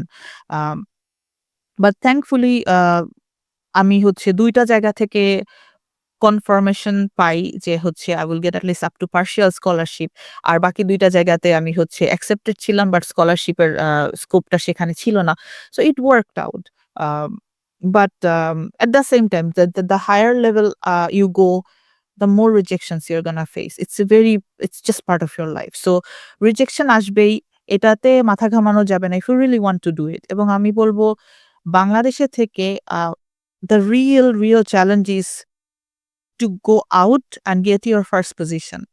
যদি হচ্ছে আ মাস্টার্সের জন্য কোনো জায়গাতে অ্যাস্ট্রোনমি বা ফিজিক্সের কোনো টপিকে কেউ পড়ার জন্য যেতে পারে। এরপরে দেখবে যে আসলে দ্য ওয়ার্ল্ড ইস ওপেন। আমাদের বাংলাদেশের একাডেমিক সিস্টেমটা আসলে অনেক বেশি রিজিড বাইরের থেকে। So again, I'm not sure if it is very specific, but I think এটা নিয়ে হয়তো আমরা পরবর্তীতে কোনো সেশনে কথা বলতে পারি। বাট ইন জেনারেল হচ্ছে ইউ নো উ যেই ফিল্ডে যেতে চাও, অ্যাস্ট্রোনমিতে যদি যেতে চাও তাহলে সেইটাতে আ সে ব্যাপারে জানার চেষ্টা করো। এব হা যেটাকে বলে যে nurture your curiosity first এবং সেখান থেকে keep applying and don't give up hope. You never know what will work out. Thank you. Your answer really underscored the need for resilience and determination. So thank you so much, আপু। I think এই প্রশ্নটার উত্তর একটা প্রশ্ন আমরা পেয়েছি যে নতুন প্রজন্মের মেয়েরা আ কিভাবে জ্যোতির্বিজ্ঞান নিয়ে কেরিয়ার গড়তে চায়। I think you covered lots of points. তারপরও যদি ২-১ টা লাইন আপনার এড করার থাকে। বিকজ আমাদের সেশনটা মূলত নতুন প্রজন্মকে উদ্বুদ্ধ করার জন্য করা হচ্ছে। না, ডেফিনিটলি এটাও খুবই ভালো একটা প্রশ্ন। আপনাকে প্রশ্নের জন্য ধন্যবাদ। আম এই ক্ষেত্রেও আমি আসলে I would like to আমি আবারও বলতে চাই আমার মানে যে আলোচনাটা করেছি তার শেষে যেটা বলেছিলাম সেটা হচ্ছে যে জ্যোতির্বিজ্ঞান বা বিজ্ঞান নিয়ে গবেষণার ক্ষেত্রে একজন মানুষ আ তার তিনি কোন জাতির, তিনি কি করছেন, তার ফ্যামিলি হিস্ট্রি কি, তার ছেলে না মেয়ে, এসব আসলে রিলেভেন্ট পয়েন্ট না। রিলেভেন্ট পয়েন্ট হচ্ছে আ তার আমি বলব সবচাইতে ইম্পোর্টেন্ট পয়েন্ট হচ্ছে যে, are you curious about the nature? Are you curious about the universe? And are you curious enough that you can do it day and night? Um so ব্যাপারটা হচ্ছে এরকম। মেইন পরামর্শ হচ্ছে এটাই যে, আম যদি বিজ্ঞান নিয়ে, জ্যোতির্বিজ্ঞান নিয়ে, বিজ্ঞানের অন্যান্য শাখা নিয়ে, যেকোনো কিছু নিয়ে যদি কোনো ব্যাপারে আপনার আগ্রহ থাকে, তাহলে go ahead and pursue it. It's as simple as that. এবং সেখানে যখন আপনাকে কেউ বলতে চাইবে যে, "না, মেয়েদের তো এদিকে যাওয়া ঠিক না।" তার মানে এটা যে কথাটা বলেছে এটা তার একটা পার্সোনাল লিমিটেড থট। এটা আপনাকে এফেক্ট করার কোনো প্রয়োজন নাই। Do your thing. Um and make your own limited thoughts. I don't know. বাট কথা হচ্ছে যে অন্য আরেকজনের লিমিটেড চিন্তাভাবনাকে নিজের মধ্যে আনার প্রয়োজন নেই। এই ব্যাপারে হচ্ছে আমি বলব বাংলাদেশী একজন নারী জ্যোতির্বিদ যাকে আমি পার্সোনালি অনেক অ্যাডমায়ার করি um uh doctor professor Sultana N Nahar madam. উনি ওহাইও স্টেট ইউনিভার্সিটিতে আছেন। উনিও স্টেলার রেভলিউশন নিয়ে গবেষণা করেন। তো উনার একবার আমরা একটা সাক্ষাৎকার নিয়েছিলাম বাংলাদেশ অ্যাস্ট্রোনমিক্যাল সোসাইটির পক্ষ থেকে back in 2020।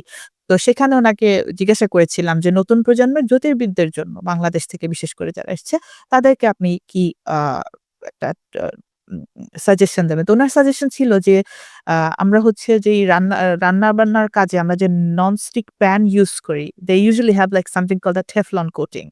So, when you want to do science or anything that you want to do, put a Teflon coating on yourself. যে অন্য কেউ এসে যা কিছু বলবে, তোমাকে ছোট করার জন্য বলবে এটা সম্ভব না, বলবে এটা হ্যানা-ত্যানা। Just let it slide off of you. That's not your problem. It's their problem that they think this is how things work. Um, it sounds a bit dumb, but that actually works. আমি যখনই হচ্ছে আমার কাজে খুবই difficult একটা situation এ যাই, যখন এমন হচ্ছে যে অন্য কেউ বলছে কনস্ট্যান্টলি যে, "না, what you're doing is stupid" or I don't know. মানুষ বিভিন্ন সময় বিভিন্ন কাজে বিভিন্ন কিছু বলতে পারে। তখন I remember the Teflon coating and I'm like ever thankful to ma'am for such a great suggestion.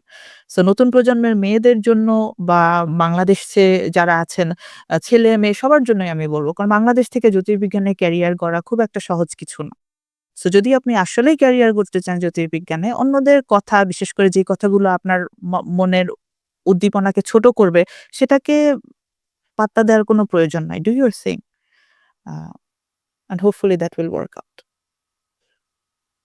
That was such a great tip, put a Teflon coating, right? তো আপু এত প্রশ্ন এসেছে, I don't think we can cover all the questions. আমি just একটা question দিয়ে শেষ করতে চাচ্ছি।